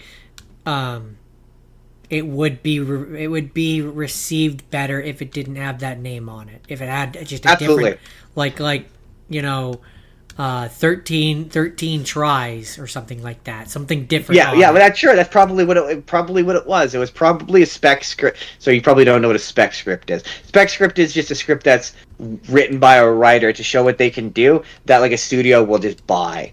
And sometimes they'll buy these scripts and they'll rewrite them. So like I can't think of a good example, but they'll rewrite them. Like a famous actor or director or whatever will buy them and then rewrite them with a few extra details. Later on, I'll find a good example. I'll tell you what it is. I could believe this is one. That's what this seems like. Like they just were like, we need a script that's vaguely Until... Like all of the production notes in the Wikipedia article, because I read the Wikipedia article 30 times to understand what was happening, all seemed to... Because I couldn't remember... The first game, I reread the article on the first Until Dawn game 1,000 times because I'm like, was the psychiatrist the bad guy in the first movie? And like, I read it 3 times. First game, you mean? First game, I mean. And no, he's not. He's not the bad guy. He's just a hallucination. This is the thing that reveals him to be a bad guy. And I'm like, what? But yeah, no, this in tone it just and execution. If it's supposed to be in the same world as the first game, it makes the first game more confusing. Right? Like if you remove the psychiatrist character, this in tone and execution minus the ending reminds me a lot of Cabin in the Woods. I could see why you'd say that. Where it has the potential to be a really funny, really irreverent kind of horror movie, but because it's trying to be associated with Until Dawn, it just is confusing. It doesn't work. Yeah, but that's it. That's Until Dawn. I absolutely see the comparison. Well, if that's all you have to say about that, it is all I have to say about that. My first have not seen is called 57 Seconds. It's got Josh Hutcherson. It's got oh my god. He was God in Bruce Almighty. Morgan Freeman. Morgan Freeman. Blanking on the name. Don't know why. It's got them. Josh Hutcherson discovers a ring, which allows him to go back in time 57 seconds. Oh, I've seen clips of this. I've seen clips of this movie on TikTok. There's the bit where he keeps rocking and trying to get the safe code, and he keeps threatening her with a gun. Yeah. Yes, I have absolutely seen clips. I actually did want to watch this movie. That is so funny. I almost watched it because I was like, "What is this?" It's a good movie. It's a really. I had a good time with it. But okay, so those clips make him look like he's a bad guy. No, God, no. He. So. If you want to watch it, I don't want to give away too much. I do want to watch it, actually. Basically, he at the beginning. I don't mind giving away the beginning of the movie. At the beginning of the movie, he wants to meet Morgan Freeman's character. Like he wants to have him on his podcast to do an interview. I saw the irony there as well. Appreciate the irony. And so he, with various connections and stuff, gets a fake... Morgan Freeman in this movie is basically supposed to be like a Steve Jobs type character where he's creating a whole bunch of technology and stuff. So he's created these bands, these wristbands, which the current versions like keep track of your weight and motivate you to go and work out and stuff like that. And so he's there giving like a Steve Jobs tech demo type thing for the next version. And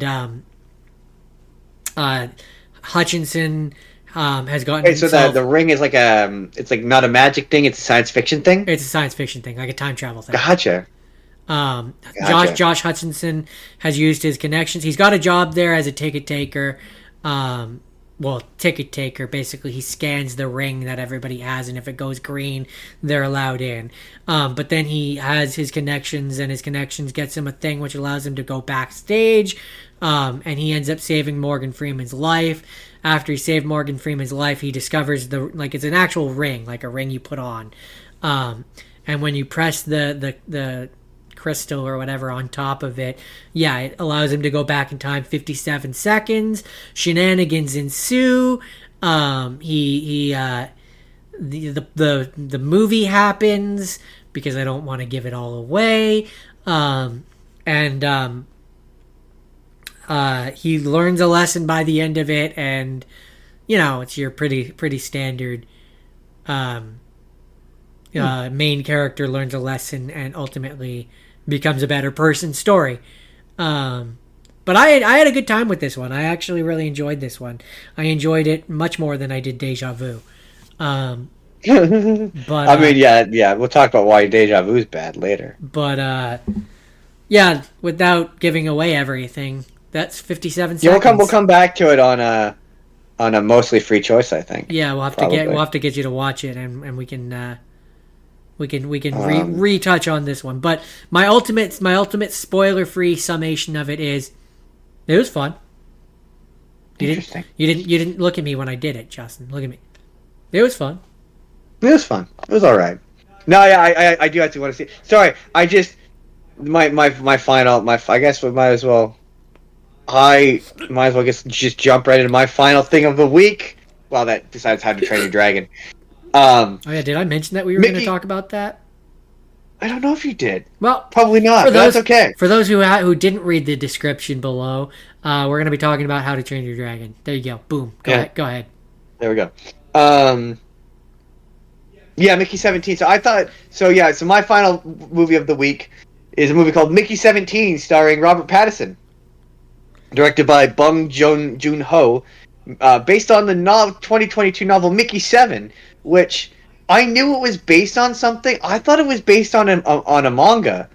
That was or a comic book. Like, that was my understanding. I didn't realize it was based on a novel. But the plot of it is, it takes place in the year 2054, and it follows the plot follows a man who joins a space colony as an expendable, in quotes, a disposable worker who is cloned every time he dies. So yeah, he's brought onto this sort of space colony. They're trying to escape Earth, which is dying, and he is trying to escape Lone Shark, who his friend, played by Stephen Young, I think his name is. I seem to remember it looked like a good movie. Yeah, and he winds up on this space colony that's traveling to this ice planet Niflheim. And he has a girlfriend. Niflheim, like your standard Norse mythology Niflheim. I assume that's where the name comes from. Yes. He joins as an expendable. He signs up not knowing what he is. It's a controversial job that involves dealing with extremely dangerous tasks. Each death resulting in a new clone of him being restored with restored memories by creating through a process called reprinting. But every time Mickey comes back, he's different. And so he is now on the 17th iteration of himself, Mickey 17. Mickey 17 dies, or you think he's about to die, by being eaten by a bunch of the native creatures on this planet. And a great chunk, it's a 2.5-hour movie, and huge chunks of it are just backstory and exposition. It's just a lot of Robert Pattinson as Mickey 17 telling you what happened, and his voice as Mickey 17 is really funny because it reminded me a lot of, it's him kind of doing a combination of Steve-O and Steve Buscemi is kind of the voice. And so he thinks he's about to die, and then the creatures don't eat him. They in fact heal him and send him back to back to the ship. Like, they kick him out, and he's mad. He's like, what the fuck, basically? Am I not good enough to eat? Like, am I not delicious? Do you not want to eat me? And he goes back, and it turns out that he has it similar to that movie Moon, where it turns out that they have cloned Mickey 18. So Mickey 18 is there, but Mickey 18 is not like Mickey 17. Mickey 18 is a psychopath who just is willing to just... So they both decide that you find out through a series of other flashbacks that this technology, this reprint technology, is banned on Earth because the guy who you're not allowed to have multiples exist. It's called the multiple law, because one of the guys who created the technology cloned himself a bunch of times, and it turns out that he was a serial killer. So he cloned himself so he could kill homeless people and then have an alibi. So he cloned like a bunch of multiples of himself and killed a bunch of homeless people. So as a result, you're not allowed to have multiples. So the fact that they have multiples is a no-go. And they initially they decide that they're gonna try to hide it or whatever, and the friend shows up, and Mickey 18 wants to murder him because he's like, yeah, he's the reason we're stuck like this. Like he put up all these loans he put it all in our name, so we got blamed. It's all on us basically. So he tries to kill him, and Mickey 17 stops him. And they settle whatever. He goes back to the girlfriend, and the girlfriend discovers that there's two of him, and she's like, twice the Mickey, twice the fun. And another girl who has also had a crush on Mickey is trying. He's like, oh, yeah, you can have Mickey 18, I'll take Mickey 17, we'll split it. They eventually get busted, and they're about to be executed. And in the meantime, the local creatures are trying to get into their little space station or whatever, their little fort or whatever. And they get in and they attack the leader, who we'll get to the leader in a second. And they wind up capturing the baby of this creature so that they can study it. Where was I going with this? Yeah, so they eventually develop the technology so they can talk with these creatures. Oh, the bad guy. So the bad guy ultimately, it's one of those things where I thought it was based on a manga because a lot of the plot of this happens over montage, which it being a novel also kind of this makes sense, where it feels like this is like 2 or 3 episodes that have been condensed into 15 minutes or 5 minutes of movie. Yeah. Where it's like this feels like it's more expanded upon. Yeah. Where it felt like I was missing details. And so Mickey 18 also has an entirely different voice. It's an entirely different character. Robert Pattinson doesn't. He's Jake, a friend of the podcast, Jake. He said in his review that Robert Pattinson's the best part of this. He genuinely is. His performance is phenomenal. But sorry, the bad guy. I keep beating around the bush. The bad guy's Mark Ruffalo, and he's just Donald Trump. like legit, like legit. He's. I'm literally, when we're done here, I'm gonna play you a clip of it because he's doing the voice. He's doing he's doing the voice where he's got to do the thing. He's got to talk about the thing. He's got a really awful fake tan. Like he's like the commander-in-chief, and everyone is fanatical and treats him like he's this god, even though he's an idiot. Like he's literally wife. So he's Donald Trump. He's Donald Trump. He's literally just Donald Trump, and it's a horrid impression. It's not a good impression, and it pulled me out of the movie immediately because I'm like, oh my god, this movie's trying to say something about Donald Trump, and all it made me do was go, oh my god, we're gonna have to put up with a decade of movies and television that have Donald Trump in it. And it was like, oh my god, it's clearly like Mark Ruffalo has a thing against Donald Trump, and he thinks he's doing something with his performance, and it's distracting and it's awful because like this character's, and I don't know if in the book if the character is written to be Donald Trump or if they've just written him to be Donald Trump for the movie, but he's Donald Trump. Like the movie ends where he wants to meet. He's got a camera crew that's following him. Right? He wants to meet with the leader of the aliens, but he only wants to do it if he can appear. Like at one point, Mickey 17 is like negotiating with the mom queen, and he's like, no, it should be me out there doing it. It should be me out there negotiating. I'm the greatest negotiator. This is the greatest spaceship of all time. And he's surrounded by like fanatical Christian like leaders who are telling him he's the greatest person of all time, and it's again he's just Donald Trump. It's really distracting. Was there anything else about Mickey 17? I don't want to tell you too much because I think you would like this movie, and it's totally worth checking out. That's fair. I understand. Yeah. He's an oh yeah, that's the other the two part of this that makes this unrealistic. They describe him as an egomaniacal failed politician with sinister designs. And yeah, so they make it like, oh, Donald Trump lost the election, and it's like, yeah, that did happen. Unfortunately, that's not what happened. Yeah, that didn't happen in this universe as well. He still won in this universe. What was the other thing about this with the Mark Ruffalo? Oh, the other unbelievable part about the Mark Ruffalo character is his Melania likes him, like he spoiler alert. He obviously he's the bad guy. He dies in the end. What? No. Yeah, bad guy loses, big shock. But she goes. She's so distraught over the fact. That's how you know that it's a fictional movie, right? Yeah, she's on like they're together on this spaceship for like 4 years, and after 4 years of she's still madly attracted and in love with him, and stands by him, and when he dies, she kills herself, and it's like that's unrealistic. I'm pretty sure Melania would dance on his grave if he died. Like, nobody hates Donald Trump more than Melania. Nobody was happier nobody was more upset that he won again than Melania. Nobody hates being first lady more than Melania Trump.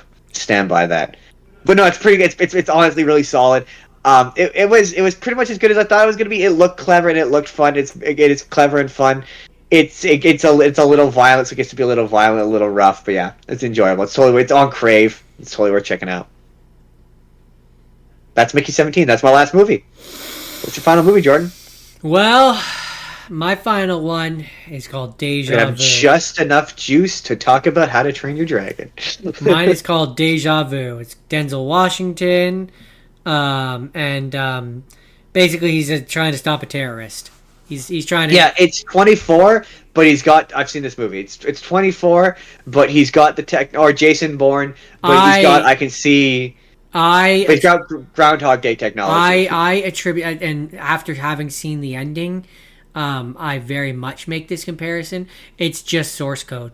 It's just source code. That's what this is. I can see why you would say that. He goes to the point where in source code at the end of it, he goes back into the thing and saves it, and then like there's the implication that he did change time and all that. He goes back in time in this and stops it. And yeah, it's just. But I'm talking. What I'm saying, it's just source code. In the not high concept science fiction world, where it's for me. I remember when I watched it, because I watched this before I saw source code. Yeah, it's just a run of the mill spy op. They sit in a control room and look at a monitor and be like, you're gonna see a interspergence in 3, 2, 1. It's just people watching a computer screen. Like, it's everything I hate about CIA spy, modern spy. It's everything I hated about Jason Bourne. It's everything I hate about 24. It's just boring people looking at a computer screen. And that's kind of my thing too. Is where it's like, I really couldn't give you any specifics of what happens in this movie because it's just mostly them standing in a room looking at a screen. It's so boring. It's so forgettable. To be fair, I'm pretty sure that movie is not well received for that exact reason. I could see that because my biggest descriptor of this movie is forgettable. It's forgettable. Yeah. Just aggressively forgettable. It's one of those things. I think it's like in retrospect, again, it's just to be fair, Denzel Washington did a series of those kind of movies in like the 2000s where it's just an espionage movie, a generic espionage movie that I will give him credit. I do remember he elevates it. Like, he's quite good in it, but he's like the best part of it. Sure. And like when it does do the time travel stuff, like the actual time travel stuff, it starts to get interesting, but there's just not enough of it in there. Yeah. I mean, I remember the deja vu technology itself was like, oh, this is not uninteresting, and in a better movie, this would probably be better. Yeah, that's kind of my thing. It's fine, I guess. Before I watched this one, I had just watched 57 Seconds, and that's way more fun and interesting. So, fair enough. Had I watched Deja Vu first, maybe my opinion would have been kinder. Yeah, that's totally fair. Hard to say, but because it came after 57 Seconds, I was just like, this is boring, and I kind of just wanted to be done. Right. But I don't have. Is that it? I don't have much more to say about that one. That was Deja Vu. So now I guess we got to talk about our 4DX experience for How to Train Yeah, Your Dragon. it's time for a big review of how to. Okay, Jordan, let's do that. It's really funny because Haley, she messaged me this morning because I made a video about this, and she was like, no spoilers. And so, okay, we'll do the spoiler-free version right now. Okay, you ready for the spoiler-free version, Jordan? Have you seen How to Train Your Dragon, the 3D animated movie from 2013? Why, yes, Justin, I have Jordan, seen. it's literally exactly the same movie. Oh, so you're saying there's really nothing different that I need to worry about spoiling then? It follows. I mean, all, there is no what you're saying is it follows all the same major beats and points that the original did, and any changes that are in there are so minor and microscopic that they really amount to nothing. Absolutely. I mean, the only difference is that it is 30 minutes longer, and there have been scenes that have been interspersed without to bloat this out to 30 minutes longer, and it feels 30 minutes longer because you're like, man, it sure feels like this movie should be over by now, because you've seen the original. Yeah, I was going to say 30 minutes shorter to justify them having made this thing. That's why those scenes exist. There's no other reason. There's no artistic reason. There's plot details that they've added to expand the universe. Like, okay, number one, this has been made by the guy who made the original. So the guy who directed the original animated movie directed this. So any changes in this exist to expand, not change. So like, there's an additional change of like, now there's a reasoning for why they all live in Burke. Like, they don't just organically live in Burke and the dragons attack them. They're now all dragon hunters who have come from different tribes who have now merged into a single tribe that lives in Burke with the explicit intent to hunt dragons. At least that's how it reads, because to the movie's defense, I realized about 10 minutes into it, I didn't remember nearly as much about How to Train Your Dragon as I thought I did. Because yeah, when it was Stoic being like, and you're the tribe from this tribe, and this is what your tribe brings to the tribe, I was like, was this in the original? See, no, I do remember, and I was like, no, this wasn't in the original. Like the stuff where it's from the original, I was like, oh yeah, no, this is a fairly. Here's what I'll say. If you're going into these remakes wanting it to be an accurate, and that's where I will give it praise, because it's calling itself a remake, and it is remaking it. It is remaking. I would say it's a recreation more than it's a remake. It is. Well, no, I wouldn't call it a recreation. A recreation implies that there's something new to it.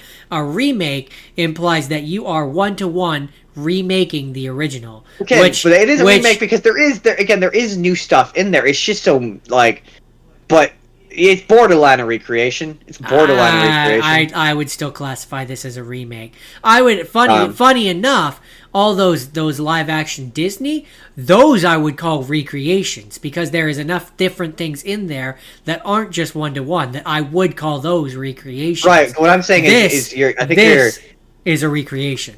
Or this is a remake. But a recreation is exactly the same, though. You're recreating it exactly the same. A remake is you're trying to interpret it in a different way. Like but to be fair, scratch what I've said and reverse it. Then what you're thinking is the reverse. But I would say your initial assessment is right. There's too much here that's different for it to be an exact. That's why I say it's borderline a recreation, because it's not totally a recreation. There is some line reads in there, like I saw a person say this, and I agree. When the actor who is playing Hiccup is not trying to do Jay Baruchel, when he's trying to do his own thing with this character and trying to make this character his own, like trying to make him a bit like his style of humor is a bit less in your face. It's a bit more subtle. Like, my favorite line interaction in this movie is the bit where it's him and Stoic, and he's like, "And we've killed thousands of them." Like, I like that's a change in the line read to be different. Like, that's trying to be different while still trying to retain it being one-to-one.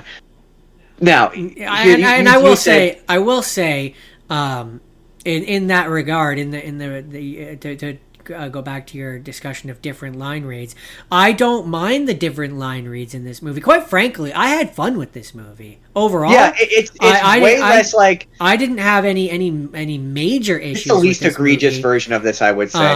But it's just because it's my one thing is that okay.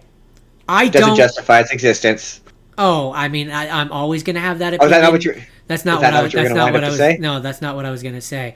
What I was going to say is I don't love the line reads that the actress who played Astrid. I didn't have an issue with the like her look. She looked fine. She looked like Astrid to me. Like she looked fine. For me, I it love was the just one single blonde hair that she has that just streaks down her face distractingly at all times. for me it was just purely I found her flat. Like I found her very. She's not, and this is gonna sound ironic enough. Ironic. She's not animated enough, and like even the new Hiccup comes across as animated. The new Gerard Butler in the live version of Stoic comes across as animated. Like He's bad. Most of the characters come across as like a combination of realistic and still like you can be animated and not be animated, if that makes sense. I get what you're saying. So my counter to what you're saying to that would be that when you're doing I think she's in a different movie. She's in the version of this where it's a realistic, real. These Gritty. are human characters, and we're telling the more gritty idea of this. And the other people are in a cartoon, and that's what doesn't work for me. Like the only reason to why why would you make them cartoony? If you were going to make them cartoony, you have the cartoon. The only reason to bring this into live action is to make the realistic version of this, right? So like this movie is too cartoony at points. Like you've got Aster trying to be semi-serious, and you've got Hiccup trying to be semi-serious, but then you've got I wish I could remember the actor's name, but Fish Guts, the guy who knows everything about dragons, where he's comedically big, where he doesn't look like a real Viking. Like, people are like, Astrid doesn't look like a real Viking. He doesn't look like a real Viking. And then there's just certain things that, when this movie is trying to just do shit from the original movie, it doesn't work because this isn't a cartoon. You know what I mean? Yeah. Like there's moments that, like Stoic. Gerard Butler is ridiculous in this movie because they're trying to make him look as big as he does in the big thing in the original cartoon is Hiccup is supposed to be tiny and he's supposed to be smaller, but you can't convey that. Fish Legs. Fish Legs is played by Julian Dennison. Yes, he's the guy from Deadpool 2. Julian Dennison. That's the actor's name that you're looking for. But yeah, there's certain things that work in cartoons that don't work in real life. So so Hiccup is tiny compared to Stoic in the animated movie, because it's supposed to represent how you see your parents as bigger. But in the live action, the guy playing Hiccup is more or less the same size as Stoic. Like, they're roughly the same height. I think he's at best a head taller. So they try to lampshade that by having Stoic wear really comedically gigantic jackets to make him look bigger. But then there's moments where he takes off his jacket and he's the same size as Hiccup. So there's scenes where, like, it's the same scene from the cartoon where Stoic pats him on the back and sends him flying that looks weird and ridiculous because they almost it looks needed like a cartoon. they almost needed to downplay the physical aspect of what makes them so different and, like, upplay in this realistic version that you're talking about. Need to upplay the Stoic has a big personality, like he has a great feel, like, exactly. And like Gerard Butler's got some decent line reads, and there's some decent moments towards the end that were working for me. And like fundamentally, it's How to Train Your Dragon. It's I like How to Train Your Dragon. Right? This is not a bad movie. It's a there's elements that make it it's a movie that doesn't work. It doesn't mean it's a bad movie. Like, for example, well, I mean, there's no way. The thing is that there's empirically no way to say it's a bad movie because it was a good movie when it was in 3D, and it's largely just the same movie. It is a good. It looks bad. The structure and bones of it are solid, and they are tried and tested and true to be solid because it was a widely successful franchise, which spring loaded multiple movies and shows. So yes. This is based on a thing which is very successful. So it was always going to be successful in that regard. The question is not whether or not the story of it is successful. The question is whether or not it translates to live action, or whether it is even necessary to translate it to live action. Are they changing the medium enough that it warrants this transformation? Right. And I don't think it does. No, I completely agree because, like, yeah, there's moments where it's too cartoony, and it defies. So, like, when a cartoon character gets thrown into the air and flips around 30 times and then lands safely, you're like, it's a cartoon. It's cartoon logic. I'm not questioning the cartoon logic, but when Astrid does it in real life in live action and her bones don't get smashed and she doesn't get torn apart by the G-force, the centrifugal force doesn't make any. Yeah, when she's defying the laws of physics, it doesn't make any sense. So, like, yeah, her not looking like a Viking, it like the one guy, Fish Guts, is, or Fish whatever, he's so much worse. And, like, yeah, there a lot of this stuff is, it's you. The way I know special effects look bad is when you pointed out, and you pointed out that so much of the special effects is hidden in bad smoke effects and darkness. Oh yeah, like, I mean, scenes that were bright and colorful in the original are now super dark because you need to. Anytime they were on a boat, it looked horrible. It looked like they were on a green screen soundstage because they were. Now that all being said, now that we've talked about the movie itself, I had a delightful time. I have never laughed so hard watching a movie. Because okay, so for the audiences, for reasons that are about to be apparent, yeah, we watched it in it's called 4DX. 4DX, which is basically where you're in motion seats. They have like wind machines, which will blow on you. When smells are theoretically supposed to get smells released. are yeah. I didn't smell anything really, but no, I did feel water. I did feel like there was a point where they were flying through mist, and I could feel the mist. That was pretty sweet. And, that was pretty cool. when Toothless shot his explosive fire thing, there were lights that would light up. That was cool. Yeah, that was pretty cool. So it caught me off guard every time. So it definitely. Like you know how like when we went to my favorite was when you were like, I definitely feel immersed. It definitely enhanced the movie going experience. Whereas, like for example, you remember when we watched Willy Wonka and it had the two screens on the side? Yeah, that didn't do anything for me. But this, I'd watch something in this again. I don't know. I would like to try it again because I mean we're burying the lead. It is fucking aggressive. Oh man! Like I don't know how else to describe it other than like I think I joked about it when I posted about it on Facebook. But if you've ever been like, I wonder what it would be like to watch a movie in a car crash. Like I felt abused by the like it. Well, that's where like legit like it went. They were like it lurched forward and I just about went flying out of my seat. I had to grab onto the handles to not go flying. And let's talk about the handles, which they have the little covering and everything. They're loose. Because all the electronics are in there. The electronics are inside, but they're loose. And so, like, there's times where I'm holding on for dear life, trying not to get thrown out. And also, when they have these little foot stands at your feet, and you were like, I wonder why they have those. I understand why they have those. To prevent you from being tossed out of the fucking chair. I understand why they have them now. It makes sense to me, but it definitely like when there's the scenes where the dragons are fighting and stuff, I feel like I'm immersed. Like I feel I'm getting all the same movements and stuff. Now that being said, some of the flying shots where it wasn't aggressive on screen, it could have been dialed back a little. Well, no, but I mean, it did a great job of like when he's gliding and it's smooth and then when he's crashing it shakes like it would if you were crashing like that. Like it definitely because we also I can't speak to America because I know that the 4DX exists in America because I saw a video of someone posting about it. I don't know if D-Box is. This definitely feels like a more evolved version of the D-Box if you have D-Box. D-Box for reference is basically just the movement of the seats. It's just the movement, and it's not integrated nearly as well. Like there's large sections of movie where you're just. To be fair, the D-Box seats are quite comfortable, so I didn't really care. But there's sections where nothing's happening, and then out of nowhere your thing shakes, and you remember you're in a D-Box. This is pretty consistent. Now, the one thing that the D-Box has that I would add to this.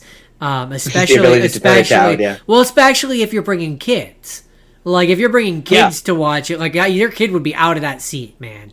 I'm 180 pounds ish, and I nearly got tossed. We saw as we were walking out, I saw like an 8-year-old or like a 5-year-old kid. I can't imagine them watching this because it looks like it's uniform. It's all the same level. Like, and it doesn't say that it's like it's for adults. Like I can't imagine being a kid. I mean, to be fair, that would be a fucking blast, but I just cannot imagine being a kid. But no, I did it like the one of the moments that like there's a moment in the movie where obviously Hiccup is putting the saddle on Toothless and he gets tossed off like he's a bronco, and it simulated the feeling of getting tossed off of a thing, like, and this is what getting tossed off of a thing feels like it. Or like, there's moments where like they're slamming shit on counters and the chair it just shakes and you're like, oh yeah, no, that I felt that in my core. But it was like I felt like I got beat up coming out. Well, that's where we all felt like we got beat up. I came out and my stomach. I'm not usually one for motion sickness or anything, but my stomach definitely felt so. I was surprised because I'm usually the one. I did not. I kind of started to feel a little bit. But I think it's because I had my pop and the carbonation was kind of. But I was surprised I didn't feel motion sick. D-Box made me feel motion sick. This surprisingly didn't. I felt like a pop can which had been shook and like it was just like. But it's definitely. It's $26 Canadian. It's funny that you say car crash because afterwards I felt like I had been through a wreck. Yeah, in a car crash. That's what it feels like. Yeah, it reminded me a lot of like Dan, or the guy friend we watched it with, was like. He was concerned he was going to get whiplash. Oh. Like it is an intense. The problem for me is it's $26, but it is something I would like to try again in another movie. For me, it's not even it being $26 because what with the way which we usually watch movies, that price can be brought down. It's the Metrotown as well. It's it being an hour away that it's like that's. I definitely would. It would be something I would. It would have to be a movie like this, where like I know it would lend itself well to this. Like maybe an Avengers, Doomsday. I might do it. But it's a hard price. It was an expensive endeavor. It was a hard price to justify. I felt kind of bad paying for it. Yeah. Also, okay. Unless do you have anything else you want? I do want to make a point because I made this point on TikTok, but I want to make it again here. Go for it. The stage is yours. So okay, my number one thing with this is I saw one person, I saw several videos, and Haley also echoed this sentiment of Disney needs to do this. No.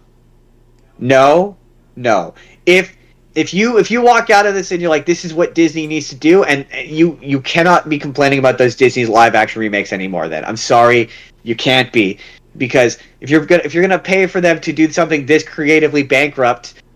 You're part of the problem. And I recognize we put our money towards this. We are part of the problem as well. But as a consumer, and you're not doing this for content like we are, you're part of the problem. If you want to know why they keep churning out those Disney remakes, this is why. Because you all went... But to be fair, the other thing that irritated me this week was all the reviews that said basically were like, oh, it's good, but it's just the original. As if it was a new revelation when we were saying that months ago. And it's just the original movie. Like, do you like the original movie? That's it. That's the original movie. That's it. That's all I got. So also, D-Box is worth checking out at least once in your life. The 4DX is worth checking out. Sorry to touch on what you just said there real quick. I'm of two minds. My main mind is these live action versions shouldn't exist, period. I'm pretty well known for thinking and feeling that, so that's not that's not hate news. Them on a conceptual. I hate them on a. I think I saw a review that was. I hate that. It's fine that it's okay, but I hate them on a philosophical level. Yeah, exactly. Now that being said, if they have to exist, I don't know. I kind of just like them to be like this, where they're the thing I know. I will say there was never, but again, my opinion on this might be different if I had seen the original more recently. But there was never a moment in this where I was like, they're just doing the original lines, but badly. There wasn't a moment. I never had that sensation. That's the thing that makes me go like, I think I want more of bring the original director back and have them help influence whatever this thing is going to be, because you had the original director come back. That very definitely had something to do with why the lines felt right. Because this is a reverence paid to the original source because material. He knew what he was doing. He worked on the original, right? So he knew how to make the lines come out in a way where it felt It felt good. Even if it wasn't Jay Baruchel doing Hiccup, it still felt like Hiccup, right? What I would say is I would maybe bifurcate. Whereas to finish my thought real quick, I find with these Disney ones, because it's a different director, it's a different cast, it's a different, like, everything in most cases, that's where it feels bastardized. It feels like you're Justin Spurr is taking a Steven Spielberg written, directed, everything thing and trying to do the same thing, and it's just never going to be that same thing. Well, I disagree, because I think it's trying to do the same thing while also trying to do their own thing, making neither thing work. Because a lot of these guys are trying to do their own thing. They're trying to have original ideas. They're trying to take an original stab at the story while being handcuffed to trying to just... So it makes the other one not work. You notice when they're not doing the lines right because there's the stuff that's different. Sure. So I think if we bifurcated and we did... Look, I hate these on concept, but if they must exist, we can have it. Like everyone argues as though these things should either not exist, black and white, binary. These things should either not exist or they shouldn't. I'm saying split them. So yeah, do these. Give the people what they want, where they want thing I recognize, and you do it exactly the way it was before. And then also do the thing where you do an original take on Aladdin, and it's different this time. I mean, don't jam in lines from the original. That would be my ideal scenario as well, especially with Disney, because they have a whole, and this is a whole different tangent, but they have a whole book series which is based on what if we took the original thing but made it slightly different. Like they have a medium, they have a thing which already exists, which you could use as a baseline for it. So but my concern, so to have both, where you have the slop that the normal everyman wants, where it's just the same but live action, and then to also have the creatively different version. I agree with that sentiment. I agree with you. But also what do you think the wrong lessons Hollywood are going to learn? This is going to make a shit ton of money, and Hollywood's going to learn the wrong lesson, and you're just going to see Beauty and the Beast, but it's exactly the same. And it's going to be even worse with that than that. Hollywood is going to see this. They always learn the wrong lesson. They're going to learn the wrong lesson of they just want the same thing but slightly different. Okay, we'll use our new AI technology, because this will be 5-6 years from now.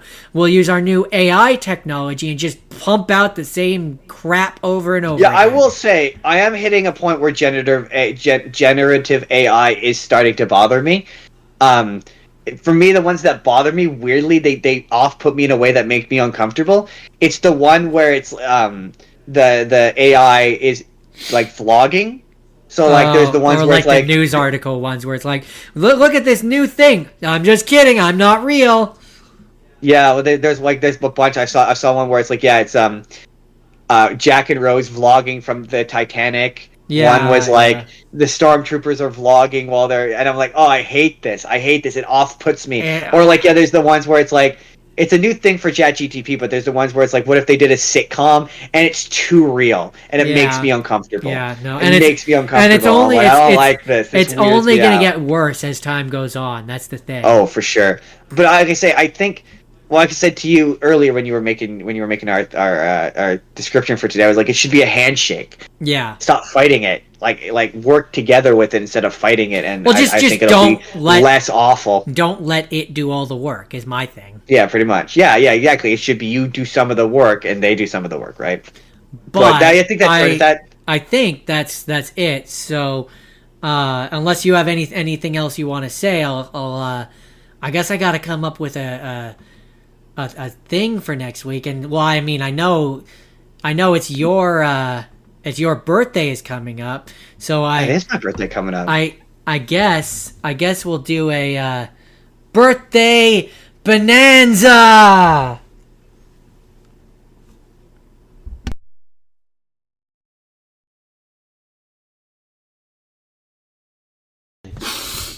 Whoa, that was really weird. I felt like a different person there for a bit. Anyway, next week's episode, we are going to do Pick a Director. I'm going to pick the works of Kevin Smith because Thursday is my birthday, and I want to do what I want to do, and I want to watch Clerks. So I'm going to pick Kevin Smith. Jordan doesn't know who he's picking yet. But you'll find that out next week. And also, this week, we hit... Switch over to... Drum roll, congratulations to us. We hit 200 subscribers. I'm very excited. Yay! We hit 200 subscribers, and I am a man of my word.